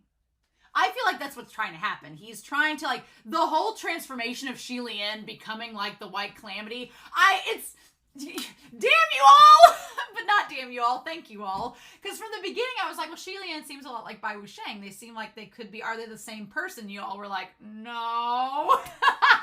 But the thing of it is, they're not the same person. What I think it is that Xie Lian and Bai Wuxiang are, in fact, two different people. But Bai Wuxiang as a ghost is trying to find, like all the other ghosts, they find hosts and get stronger and stronger. Bai Wuxiang is trying to make Xie Lian his host. It's like the ultimate form of yanderism. He's like, if I can inhabit you, I can be you, you know? He's trying to be like, I want your body because it can't die. And if Bai Wuxiang gets Xie Lian's body, he will be immortal, essentially, which would be a very bad thing, right? So, I feel like he is trying to use Xie Lian as his host body and has been slowly whittling Xie Lian's sanity down. And it's been very effective. Like, he's been effectively whittling Xie Lian down. And I think that the moment, I mean, it makes so much sense. Like, him getting Xie Lian paranoid, making him, like, freak out, making him want to leave everybody else and get isolated. He isolated Xie Lian to this point, brought back the thing that Xie Lian fears the most, which is the human face disease, made him freak out about that. Then he strapped him to the altar and made him live his ultimate fear, and that's that not only can he not save the common people, but that they don't want him to save him, and that they end up hurting him. And so he just basically has whittled Xie Lian into this massive despair and resentful energy, made him question everything and hate life itself and existence, to the point where his mind and body is so fragile that it would be easy for a ghost to just come in with its resentful energy and just flood into Xie Lian and let the hatred flow. So I feel like that's what's been happening. He's been slowly whittling Xie Lian away to where he's like literally lost his sanity, and his parents dying was what pushed him over the edge. And it was like, nope. And you can't blame Xie Lian for getting to this point, because everything that's happened to him, he can't explain it to anybody because he doesn't think anybody would understand. And it's just like one bad situation right after the other. We'll talk about function. We'll talk about all that. But I feel like he's been trying to whittle him away. And right now, I feel like he's latched on to Xie Lian. Like before, when Xie Lian looked in the mirror while he was taking a bath and saw the white no-face, he'd shrug him off and be like, no, get off of me. Get away from me, ghost. Get away. It's like in a horror movie where there's some like slasher movies where, like, I think of Goosebumps, I guess. Not a slasher movie, but in Goosebumps, there was a Goosebumps book where there was a mask. and the mask kept trying, once you put the mask on, it would try to like suck you in and take over your body. That's what happened in the story. So I feel like Xie Lian, when the mask was originally put on, Bai Wuxian was trying to take him over, and Xie Lian was like, no, I don't want you on me. But now that Xie Lian's been pushed past his breaking point, he's like, whatever. I'll take revenge. I want vengeance. I want something, some instant gratification for all the suffering I've dealt with. Fine. And he's letting Bai Wuxian in. So I feel like right now, Xie Lian is in some way hosting Bai Wuxian, or is slowly letting Bai Wuxian take him over. The only thing that's keeping it from happening and keeping it from completing this transformation is Huachong / WuMing, the nameless one. It had a very Spirited Away vibe where WuMing was like, oh, Your Highness. And Xie Lian's like, stop calling me that. And he's like, no, that's who you are. You're His Highness, whether in appearance and in voice. I know that. He's literally saving Xie Lian's life. Because I think if WuMing didn't exist, Bai Wuxian would have taken him over by now. Bai Wuxian would have completely consumed Xie Lian, taken over his body as his own, and would be an unstoppable supreme ghost. I think that's literally what would happen. He would have had the body, the immortal body of a former god, but with a supreme ghost presence. I think that Bai Wuxian would have won the game by now, if not for WuMing saving Xie Lian and reminding Xie Lian of who he is. Because in Spirited Away, the main character, Chihiro, she gets a fake name and she starts to slowly forget who she is over the course of the series, but she's kept being reminded that name by Haku. And so I feel like WuMing is doing that same thing. He keeps reminding Xie Lian, like, no, you're the crown prince. You're you. No matter what you look like, you are yourself. Because even when they go visit Long Ying confuses them for the White Calamity, but we established in that chapter they're not the same person. So yeah, so I think in the past, Bai Wuxian tried to consume Xie Lian, take over his body for his own, and be immortal. And however we end up finding out, that didn't work out. That's the only thing that gives me hope, is I'm like, one, we've seen like through this dark, tragic time that Xie Lian does end up being somewhat okay on the other side of the rainbow. He ends up being fine. But so something's going to happen that is going to prevent Bai Wuxian from taking over Xie Lian. And Xie Lian's not going to keep this mask and garb on forever. Which, it's interesting that you have the smiley face of the crescent moon face of Huachong, because isn't that the mask that Yin Yu has? You would think Xie Lian would look at the mask Yin Yu has and be like, that seems awfully familiar. But it's been 800 years, I'm sure. And as we found out, Xie Lian has tried to force these memories away, as one would, because they're so freaking disturbing. So who can blame him, right? So I feel like WuMing is the saving grace of Xie Lian, reminding him who he is and keeping him from being taken over by Wuxian. So that's the past, right? That's his past goal.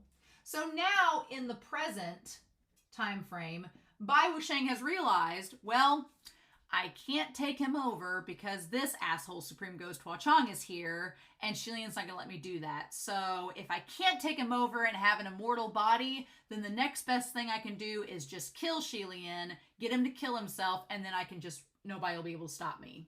Xie Lian's the only one that can stop me. I'll just get rid of him now, and then no one else can stop me. So I think that's the plan. He's just wanting Xie Lian to actually kill himself to let him take over, right? The question is, I guess the question in that regard is, if Xie Lian couldn't kill himself in the past because of Junwu, why would he be able to now? Why would he be able to kill himself in Mount Tonglu if he couldn't in the past? Unless there's some magical stipulation that, like, if you're in the kiln of Mount Tonglu, you can kill yourself, because those are the rules. You either kill yourself or kill Bai Wuxian. I guess. I'm sure that when we get back to the present, we'll find that out. But I think by now, Bai Wuxian, he still wants Xie Lian, either Xie Lian's body or for Xie Lian to, kill himself so he can take over. We'll see. And become a ghost, whatever. We'll see. So I don't know how that's going to work. Or maybe Xie Lian, there is a weird part in this chapter where you wonder, like, since Xie Lian tried to kill himself, did he become a ghost? Because he's kind of rejected his body as a god, and he's, got technically the body of a mortal. It just can't die. So is he technically a ghost? And has he become... Because he's like harboring all these ghosts in his sleeves. I'm like, is that something heavenly officials can do? It feels like he's a ghost. So I guess we'll find out, right? But we know that Xie Lian is walking around harboring all of these ghosts from the battlefield. And God, the moment that the old man cultivator sees Xie Lian on the battlefield looking like Bai Wusheng, it instantly made me think of Xie Lian looking down from the wall and seeing Bai Wusheng on the battlefield, looking up at him like, like this is gonna be you here in a little bit. Yeah, right? So, still, I'm like, I don't think Bai Wusheng and Xie Lian are the same person, although I think Bai Wusheng is trying to inhabit Xie Lian, and that's why there's that connection between them. But we'll see what happens in the next set is the last set of the book, so we'll see what happens if we get anything else out of that. But Xie Lian's harboring all the ghosts from the battlefield, and he's trying to find... He was going to have them all try to take over and kill Long Ying to satisfy them, because he's gotten all these ghosts riled up, being like, don't you want to kill something? And he was going to have them all kill Long Ying, but Long Ying is dead. So he's out of the way now. We've gotten that part of the story out of the way. We'll talk about it. But yeah, so that part's out. Whatevs. And so now that they can't kill Long Ying to satisfy their vengeful spirit, what are they going to do? I feel like Hua Chong is... When the end of the chapter ended with Hua Chong kneeling before Xie Lian, I feel like Hua Chong is going to take those ghosts and suck them all in and become stronger himself. I don't know if that's how that can work. I don't know. We'll find out. But I feel like that's the case. He's going to suck in all the ghosts and make himself stronger, and that's going to find... But that's millions of ghosts. So... that's millions of ghosts. It would make sense for Hua Chong to become insanely strong on his way to becoming a supreme ghost if he took in millions of souls and just made himself stronger that way. It would make sense, but we'll see. We'll see if that goes. I think Hua Chong's gonna, or WuMing is gonna take the ghosts from Xie Lian, and that's gonna be the case. But we also find out Rui's origins, so yay. Yay. Something that kills me throughout all of these chapters in seeing how bad things are going is, one, I'm like in my head going, did Junwoo know what was going on during all this time? Is that why he feels so partial to Xie Lian? Because he knows what shit he's gone through? Is that the case?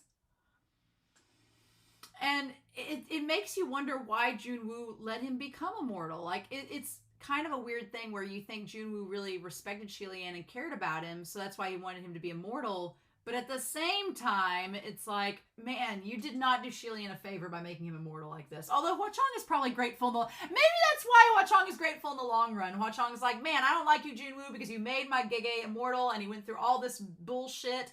But on the other hand, thanks, Junwoo, because now I can be with my Gege. So it's a double-edged sword of all things, right? Of all things. So yeah, the fact that Bai Wusheng gave him the black sword and Rui. So here's the thing. I think Rui, I think again, Bai Wusheng giving him Rui, I think he knew what would happen. Xie Lian had that dream, that nightmare from before of his parents dying and him killing himself right after it. And a lot of people say that that's, heavenly officials having visions of the future, which is the case in this circumstance.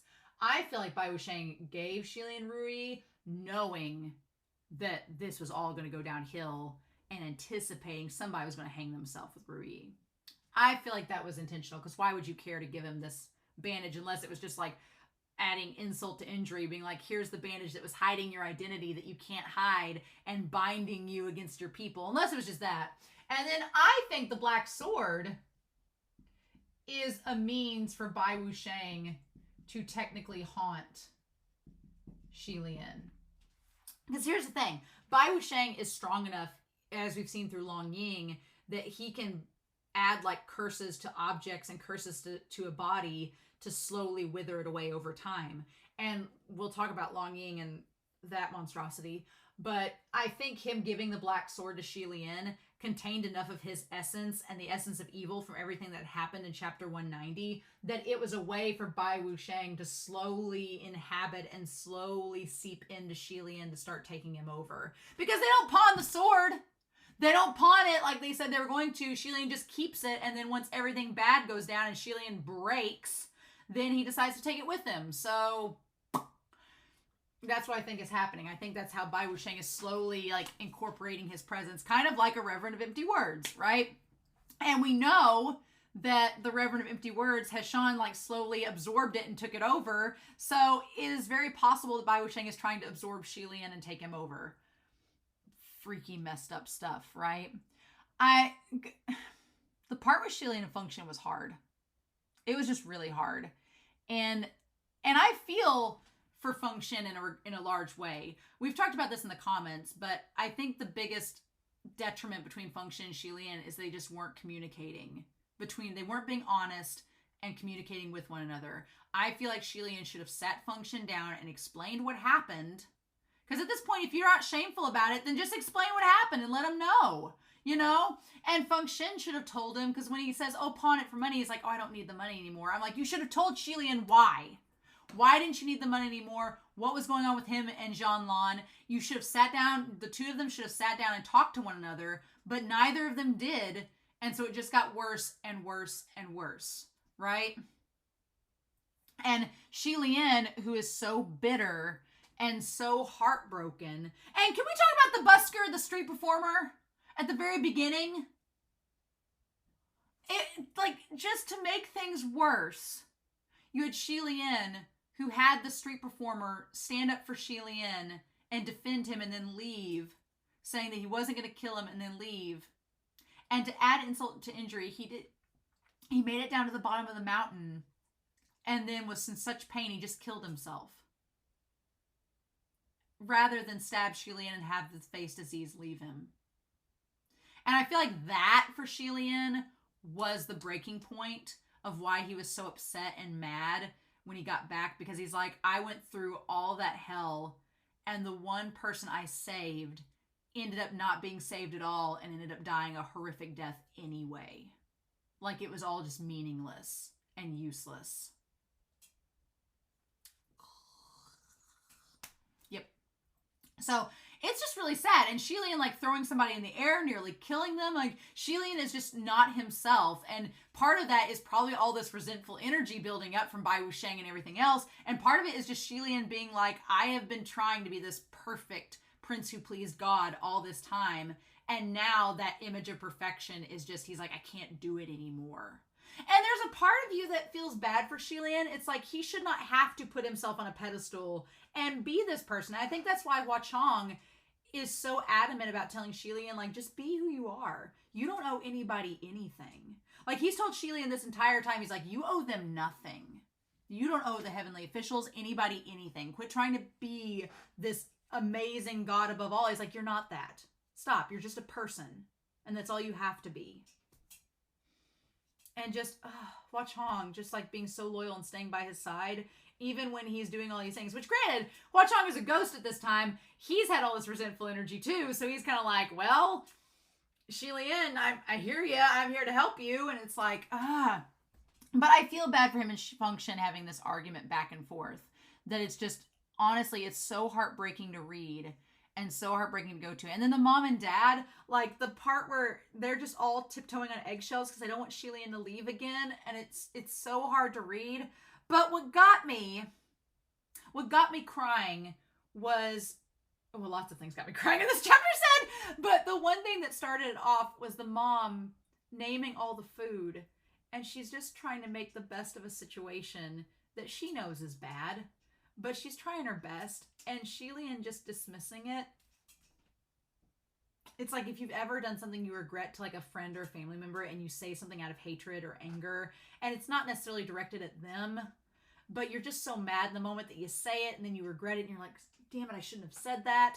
And you can't take it back. And you know that it's forever changed something. It's heartbreaking, right? Because I've done that and it's been so regretting. But the thing that really got me was that In the present, Xie Lian does all those things that she does. He names his food, even though he knows it's bad, and he's so jovial about it. And it breaks your heart because you know that that's him recognizing his own mistake and trying to correct it by doing something out of love that his mother was doing. And it just is the most heartbreaking thing in the world. It's the most heartbreaking thing in the world. And Xie Lian's not himself, or Xie Lian's, just, and that's the thing. Xie Lian's always, I think, been this way. He's always had, it's a great point to say that everyone has this anger and hatred in their heart somewhere. It's just a matter of what pushes you to the point where it comes out. And Xie Lian's been pushed to that point where it's came out. And he's tried to avoid it because he knows it's there. When he was on the altar last chapter, he's like, this is going to change me. This is going to bring something out that I can't take back. He knows it's been there the whole time, but he's been trying hard to hold it back. And now it's out there, right? And I feel like everybody has this anger and hatred within them. They are capable of it. It's just, are you going to be pushed to the point where it comes out? And then what do? And we see things just go from bad to worse with Xie Lian, and it's just the most heartbreaking thing, right? It's just absolutely devastating. And Xie Lian, he's like, I'll go make things easier for everyone. When he says I'm going to go make things easier for everyone, I thought he was going to go steal something, or I thought he was going to go hurt himself or run away. And they were like, no, but instead he goes and steals something. And Feng Xin is just like, look, he's like, why are we doing this? And I felt so bad because I'm like, Feng Xin has tried to be his friend and has stood by his side since they were 14 for like 7 years. And his parents are like, Feng Xin's trying to help you. And when you were gone, he helped us and all this. And Xie Lian, he's so mad at himself and he's so mad at the situation and he feels so helpless that he just doesn't want to care. But it's almost like Xie Lian, he knows that if he keeps Feng Xin around, he's constantly nervous and self-conscious that Feng Xin is going to judge him. And he uses that excuse of, oh, you've always wanted to judge me for the robbery. And it's like, no, Xie Lian. Like, Xie Lian makes the worst calls and the worst decisions in this moment. And the part that's so heartbreaking for me is that I said it a few chapters back. I'm like, I think Xie Lian's going to push Feng Xin away. And he does. But the heartbreaking thing is that Xie Lian had hoped that Feng Xin would stay by his side. And I'm like, and what's so tearing about this moment is, on the one hand, yes, you want someone like Hua Chong that is unconditional in their devotion to you. But not everybody can be that devoted, right? Hua Chong is Xie Lian's soulmate. Like, you get one of those. You get one soulmate. But what's so frustrating is, I get where Xie Lian's like, I want to have a friend that will stay by my side regardless, and Feng Xin should be that. But in the other case, you should not make your friends go to that length, right? You should not get your friends. You shouldn't like trash talk your friends and do all these bad things and then be like, why aren't you standing by my side? Like, that's where Xie Lian messes up. It's like, yes, Feng Xin should have stayed with him, but not after you pushed him to the point where you're like saying like, how loyal are you? You shouldn't do that to your friends. It should be when you are in danger, your friends stay by your side, but you shouldn't force that situation to happen, you know? So I do agree that Feng Xin should have stayed by his side, but that's if it wasn't something Xie Lian was forced. Like, Xie Lian shouldn't have been testing him to see how much of a friend he was. He should have just been, if he was in distress, Feng Xin should have just stayed by his side. And it just went to the extreme, and it was just the worst. The worst. Just absolutely awful. And when Xie Lian's like, then stop following me. And this was the third time, right? The first time he says, don't follow me. When he goes out the first time. The second time he says, don't follow me, when he runs to the temple. This was the third time. And it's like three strikes and you're out. And Feng Xin left after the third time. And you know the king and queen can't blame him. Because they're like, yeah, no. They can't blame him. They try to tell him to go get his friend back and come back. And I think that the parents, the king and queen, were like, they knew that they did not mentally and physically have it in them to deal with Xie Lian like this. And they're like, we need Function to come back because Function was at one point of stability in their life. And the funny thing is, back at the temple, when Function like smacked Qi wrong, the king was going to take his hand and everything, and now it was the king asking him to stay. It was like, And then Xie Lian's like, no, we don't need him. And the last lines that they said to him, the last time that they talked to him, where they said, Mom and Dad are only mortals. We can't help you at all and need your care too. Like, they realized they were just a burden to Xie Lian. And if they weren't there, then he wouldn't be burdened anymore. But it's like, that is all of their hard work and everything they did was for nothing. Like, months and months and months of hiding out and busking the streets and embarrassing themselves and shaming themselves. And the thing with the busking, it was so heartbreaking because it became normalized. Like, when they were on the streets, that Function wasn't even, there was no glamour to him like shooting arrows anymore. There was no novelty. It's almost like, it's like that episode of South Park where the homeless, there's an episode of South Park where the homeless are like, got any change? And it's like a zombie apocalypse movie where as they go up to people, they slowly integrate them into the homeless society. And then the people that get integrated start going, you got any change? And it's like a zombie apocalypse spread. And that's what happened here, where they slowly become integrated into the poverty of the city. And it just becomes something normal. Like, we're going to go out every day and busk and not make any money and come back, to the point where the other buskers didn't even care about them anymore. They weren't a threat. It's like, the situation was at that point never going to improve. They were just going to busk the rest of their lives until the king and queen died. And then who knows what would have happened.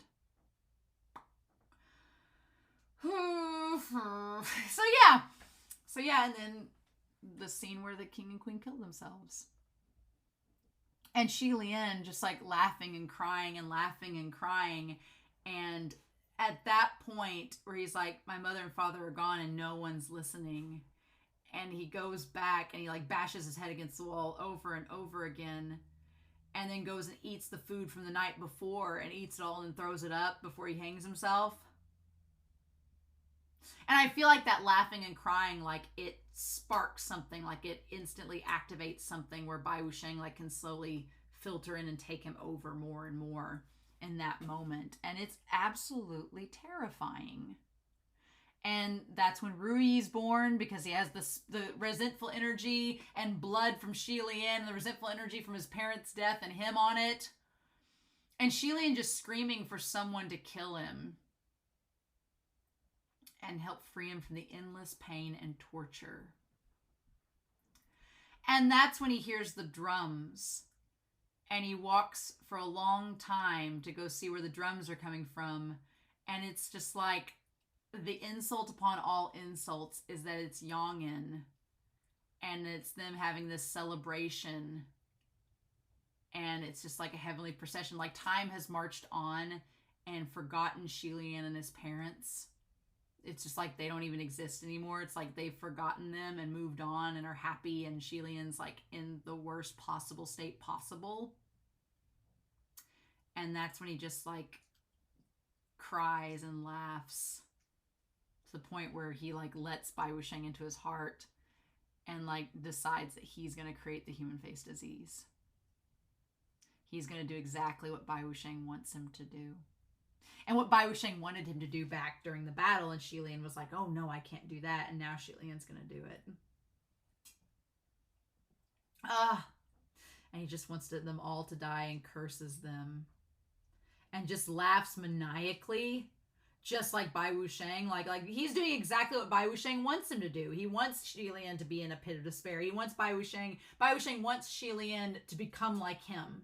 To be someone that's this vengeful, maniacal spirit just trying to spread chaos. It's like just like a disease, right? The only thing that saves him, I think, from falling completely is the fact that WuMing, aka Hua Chong, shows up in his new savage ghost body. Because he asks all the spirits, do you hate? And they all like flutter like this black mist and take shape. And then, like, they call it the white cloth calamity, which that's the thing. Bai Wuxiang, the funny part of it all is that Bai Wuxiang, he is the white clothed no face, but the calamity is caused by Xie Lian. Which makes Xie Lian's reaction at the first part of this book, the first part of the series, where he's just like, yeah, the white cloth calamity. I'm like, God, you started all this. This was you and Bai Wuxiang. Oh my God. And everything with Mu Qing and Feng Shen now, it's going to be so insane to go back and rewatch the series and reread to just see like Mu Qing and Feng Shen for 800 years have felt horrible because I'm sure they find out about this. I'm sure they do. I'm sure my thing is, how much does Junwu know? Junwu supposedly kills Bai Wuxiang. So does he find out about this? Junwu does? And Junwu doesn't seem like a snitch.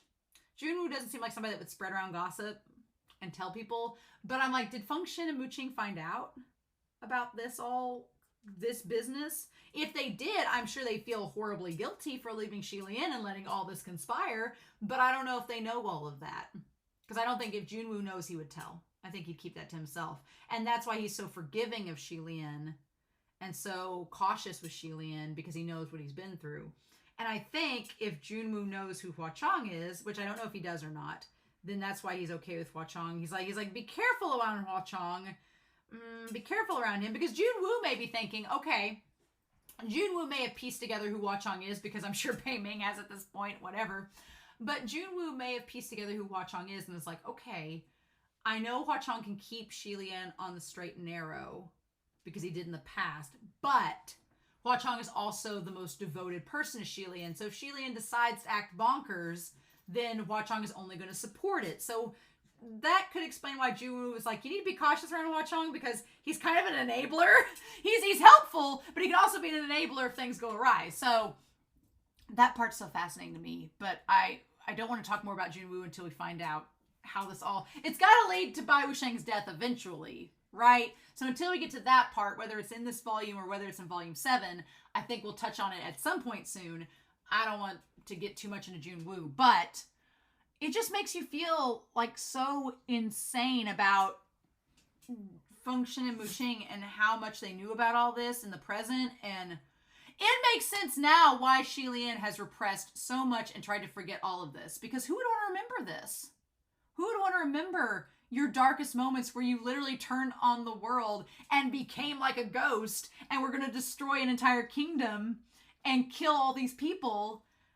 Who would do that? Who would want to remember that? And remember your parents' death and remember your best friends leaving you? Who would want to remember that? So the fact that Xie Lian has repressed it all and tried to forget over 800 years makes sense. Makes sense. And the thing about it is, the whole thing with Long Ying and them going and the big massacre at Yong'an. I mean, clearly Yong'an survived.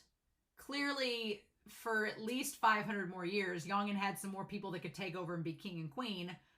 That ended up happening. But it kind of makes sense now why Xie Lian, when he was taken in by Lan Chanchu, he was like, oh, Xie Lian was probably like, well, maybe this is my chance to atone. Maybe after all of these centuries, I tried to wipe out your family way back then. Maybe this is my chance to be the Goshi and try to do some good. And then Qi Rong and the revolt happens, and Xie Lian's like, well, son of a bitch, never mind. I tried, but it didn't work.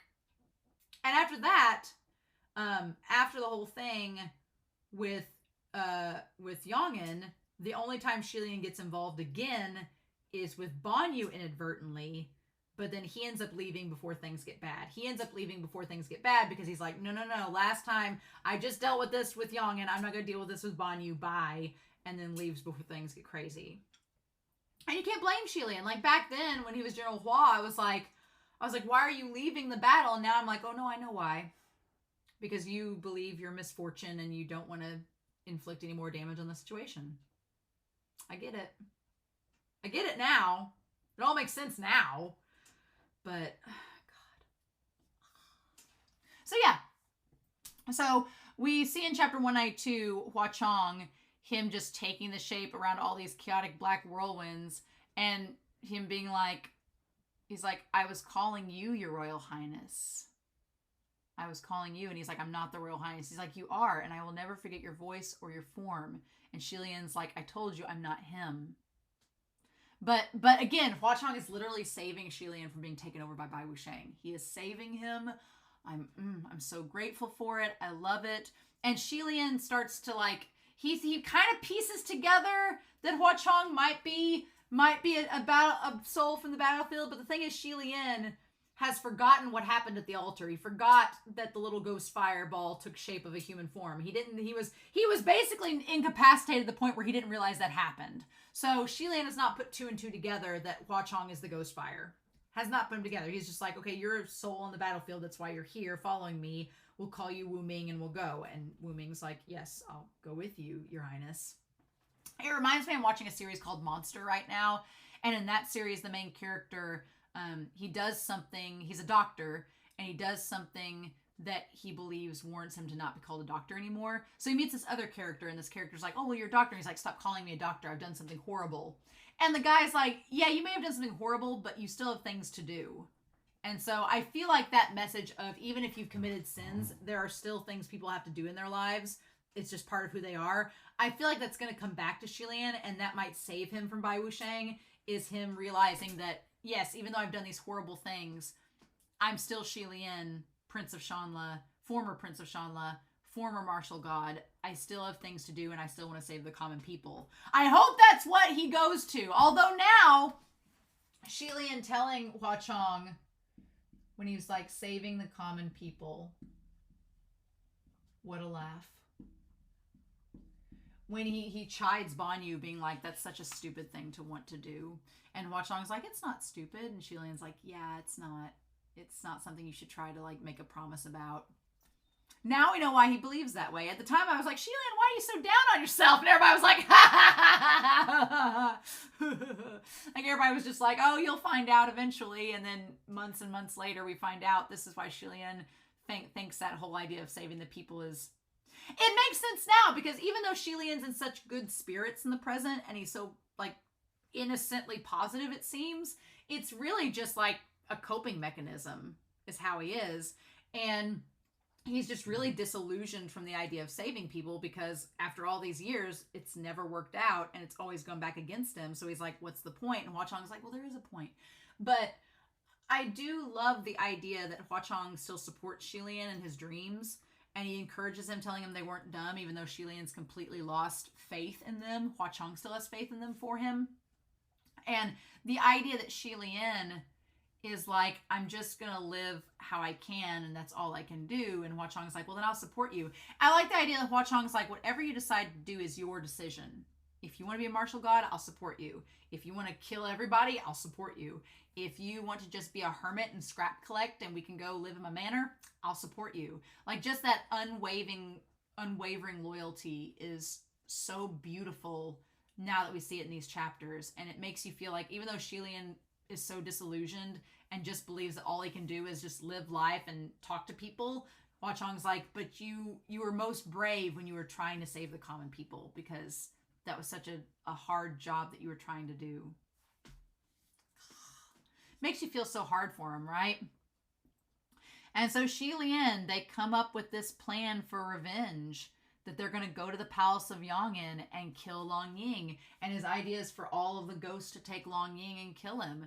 And they burst through all these talismans. What's interesting that Hua Chong does all the work for him. Again, Hua Chong's like, I don't want you to dirty your hands, Your Highness. I want to do it for you. And even when they start slaughtering all the people around them, Hua Chong, WuMing, does it for him. He's the one that chops up Long Ying's body into 1,000,000 pieces and then slaughters the rest of the royal family.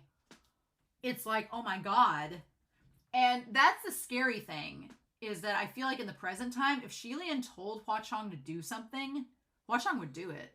If Xie Lian's like, I want you to destroy the heavenly realm, he'd do it. The thing is, Xie Lian doesn't want to do that anymore. He's kind of like, I just want to live my hermit life, get away from everybody. And Hua Chong's like, can do. But yeah, so let's talk about Long Ying. Long Ying being that he was expecting Bai Wusheng to come, and he saw it was Xie Lian instead. And he's like, you've come to kill me. and there's millions of souls with Xie Lian on the battlefield. And Xie Lian having the thing about it is, he's like he gets Long Ying down on the ground and is actually able to subdue him, which brought up a question, because he's like able to subdue Long Ying even though he had the aura of a king.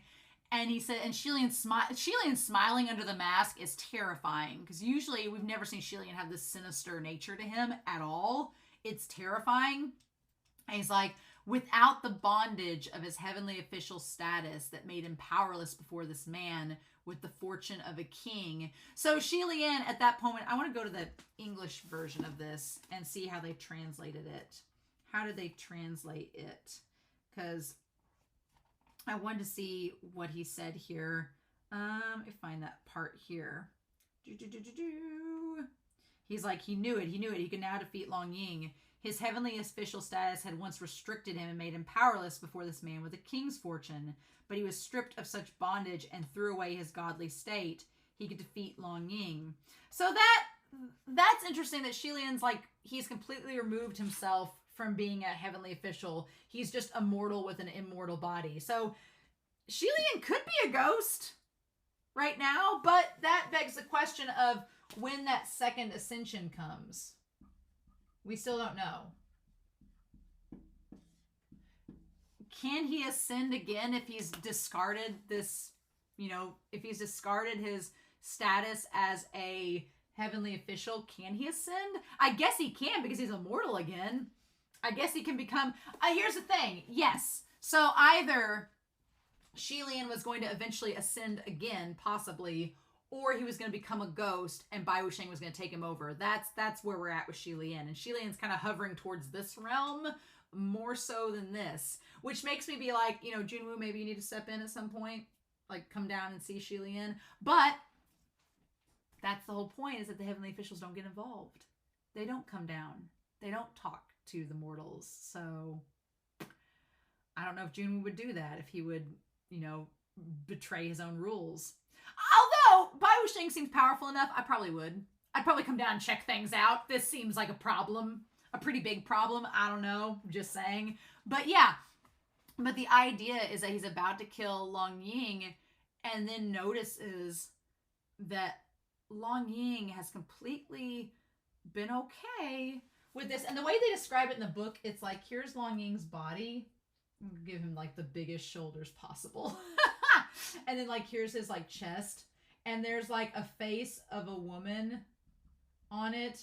And the face of like his baby, like there. And there's like tiny little arms and legs dangling. They're like tumors, but there's arms and legs hanging from his body. That is freaking terrifying. That is disturbing as hell, that there's like these human shaped head torsos with like little legs and feet. Like if you let the human face disease go on long enough, they would develop feet and legs coming out of you, and they'll drain you of all the, like, it's like a parasite draining you of your body. Oh my God, the description is terrifying. Terrifying. And Long Ying is like slowly like caressing like his wife and son. He's like, this isn't the human face disease, it's my wife and son. And we come to find out that Bai Wuxiang said that his wife would return to him. If he hosted their bodies, he would get her to return, and she hasn't yet. Tell him to come find me quick. Like, he assumes that Xie Lian's associated with Bai Wuxiang because they're dressed the same. Xie Lian looks like a disciple of Bai Wuxiang at this point. And Xie Lian's like, you let him plant the resentful spirits on your body. And the spells and arrays were to keep the two from leaving him. He was secretly raising these resentful spirits. Kind of like the fetus spirit a little bit, right? And the thing of it is that Long Ying had already planted the human face disease on himself for a long time now. And they'd sucked him dry. Like he was no longer the person. And it's like Xie Lian slowly realizes, as it's like it dawns on him how weak and frail Long Ying is, like how easy it was for him to subdue him because he's let himself like be drained by these parasitic spirits.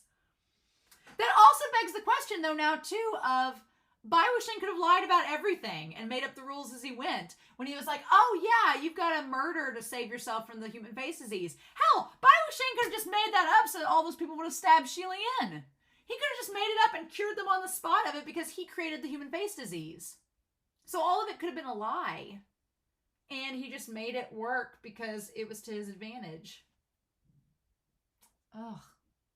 And he lied to Long Ying to get him to start it all. And it almost makes you wonder if he had accepted their spirits right when he showed up at the palace gates with the sack that had his son in it for him to bury, if he had already implanted the 2 human face diseases on him at the time. Because then when he tells Xie Lian about the pearl, he never got rid of the pearl. Which is just, he never got rid of the pearl. And he tells Xie Lian, he says, things would have been better if you gave it to me sooner. Unfortunately. And then he dies. So that means that if Xie Lian had been able to give him the pearl and show him that kindness to him before he'd put the human face disease on him, before his son had died, and he decided to curse all of Shanla and use Bai Wusheng as someone to help him, if he had met Xie Lian before then and had been given the pearl and the kindness beforehand, then this may not have happened. Which, again, points to the idea that Xie Lian's kindness does not go unnoticed. Long Ying, by his own admission, was like, if you had been kind to me before I'd struck this deal with Bai Wusheng, things would have been a lot different and your family may not have died. But I was already to the point where I was so angry and resentful that Bai Wusheng easily invaded him and made the deal with him, right? But Xie Lian can't see that in this moment because he's so angry and doesn't know what to do with all this hatred that has developed in his heart from everything that's going on. Then he just decides to have WuMing help him seek revenge. He doesn't know where to direct that revenge, but now it's just hatred. And God, WuMing just stabbing the little nephew, the 10-year-old little nephew, and killing him, and killing all the people in the family. Like, we all knew Hua Chong was not innocent by any means, but that just adds like a whole nother layer. And he did it so that Xie Lian wouldn't dirty his hands. Again, WuMing is saving Xie Lian. He's like, I'm not going to let you kill someone and dirty your own hands. I'm not going to let you do it. No, because that would destroy you. And it would let Bai Wusheng take you over. It would completely destroy your soul. Like, it's one thing for your soul to be stabbed over and over again, but for you to do the stabbing is not what we want, right? Like, Feng Xin was able to keep Xie Lian from killing that one guy, but now Hua Chong is like, I have to save you from killing anyone. And so far, Xie Lian has not killed anybody. So, that's good, but, I mean, it's not killed anybody outside of the battlefield, you know? It's just a massacre. It's just a massacre. I would like to think that these 2 chapters are the worst of the worst. The worst of the worst. And there's all these ghosts everywhere. And they're now going to Long Air Bay. And the thing that is so heartbreaking is on multiple fronts. They're going to Long Air Bay. And that was where Xie Lian tried over and over again to bring rain from the Rain Master to there, where he like exhausted himself day after day, and it didn't do anything. And it's that concept of trying to do good is hard. Trying to help others is difficult, and it's not rewarding. And it's a noble profession, a noble thing that it's a very unrewarded task. You are an unsung hero if you try to help others, but destroying things, that's easy. Destroying stuff's is easy. Saving things is hard. And Xie Lian emphasizing that by being like, before when I was trying to save Long Air Bay, I suffered and suffered and suffered and nothing came of it. But now it's prosperous. Now it's great and I'm going to destroy it.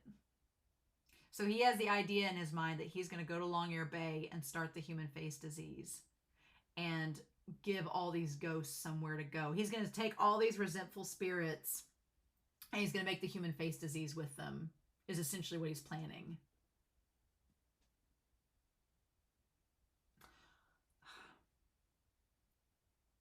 And I don't know what's going to happen. I feel like Hua Chong is going to try to save him and stop him from doing this, but I don't know how. And I feel like the human face disease isn't going to happen because we only hear about it at Shanla. Like in all the rumors, everybody's like, oh, well, this was only happening in Shanla and then it was wiped out. So something happens and it does not happen at Long Air Bay, but we don't know what that something is going to be yet. And I'm like, is Bai Wuxian going to show up and confront Xie Lian and be like, look, you're just like me now, ha ha ha? Or is he going to try to take Xie Lian over completely? Is anybody going to try to stop Xie Lian from doing all this? Because I'm like, is no heavenly official seeing this go down and being like, wow, somebody just attacked the royal palace of Yong'an and killed the royal family. Is anybody going to check on this? Because this seems a little unnatural. Seems like it could have had some spiritual involvement. I'm like, is Junwoo going to send somebody down to check it out? Is he going to send Feng Xin and Mu Qing to go check it out? That'd be terrifying. We know that he has to battle Bai Wuxian at some point. Junwoo does. So I'm like, is Bai Wuxian going to show up and Junwoo is going to come down and face him and battle him and Xie Lian's going to be in the middle of it? I don't know. These chapters were so hard, so brutal, devastating, disturbing, terrifying. I probably won't read them again.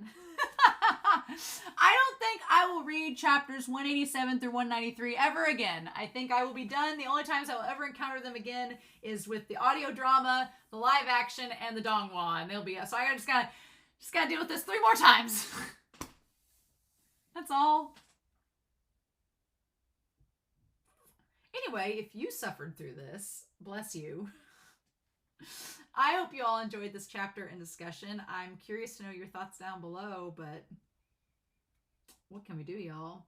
The good news is that is behind us now, and we just have to see what fresh hell is left in the rest of this volume, which we won't have a Manhua chapter when I review it, but there's 5 chapters to get through. I think we have enough ground to cover. So in the meantime, I hope you all have a wonderful week. Please stay safe, take care, and yeah! I'll be back next week to talk about chapters 194 to 198 of Heaven Official's Blessing. Bye!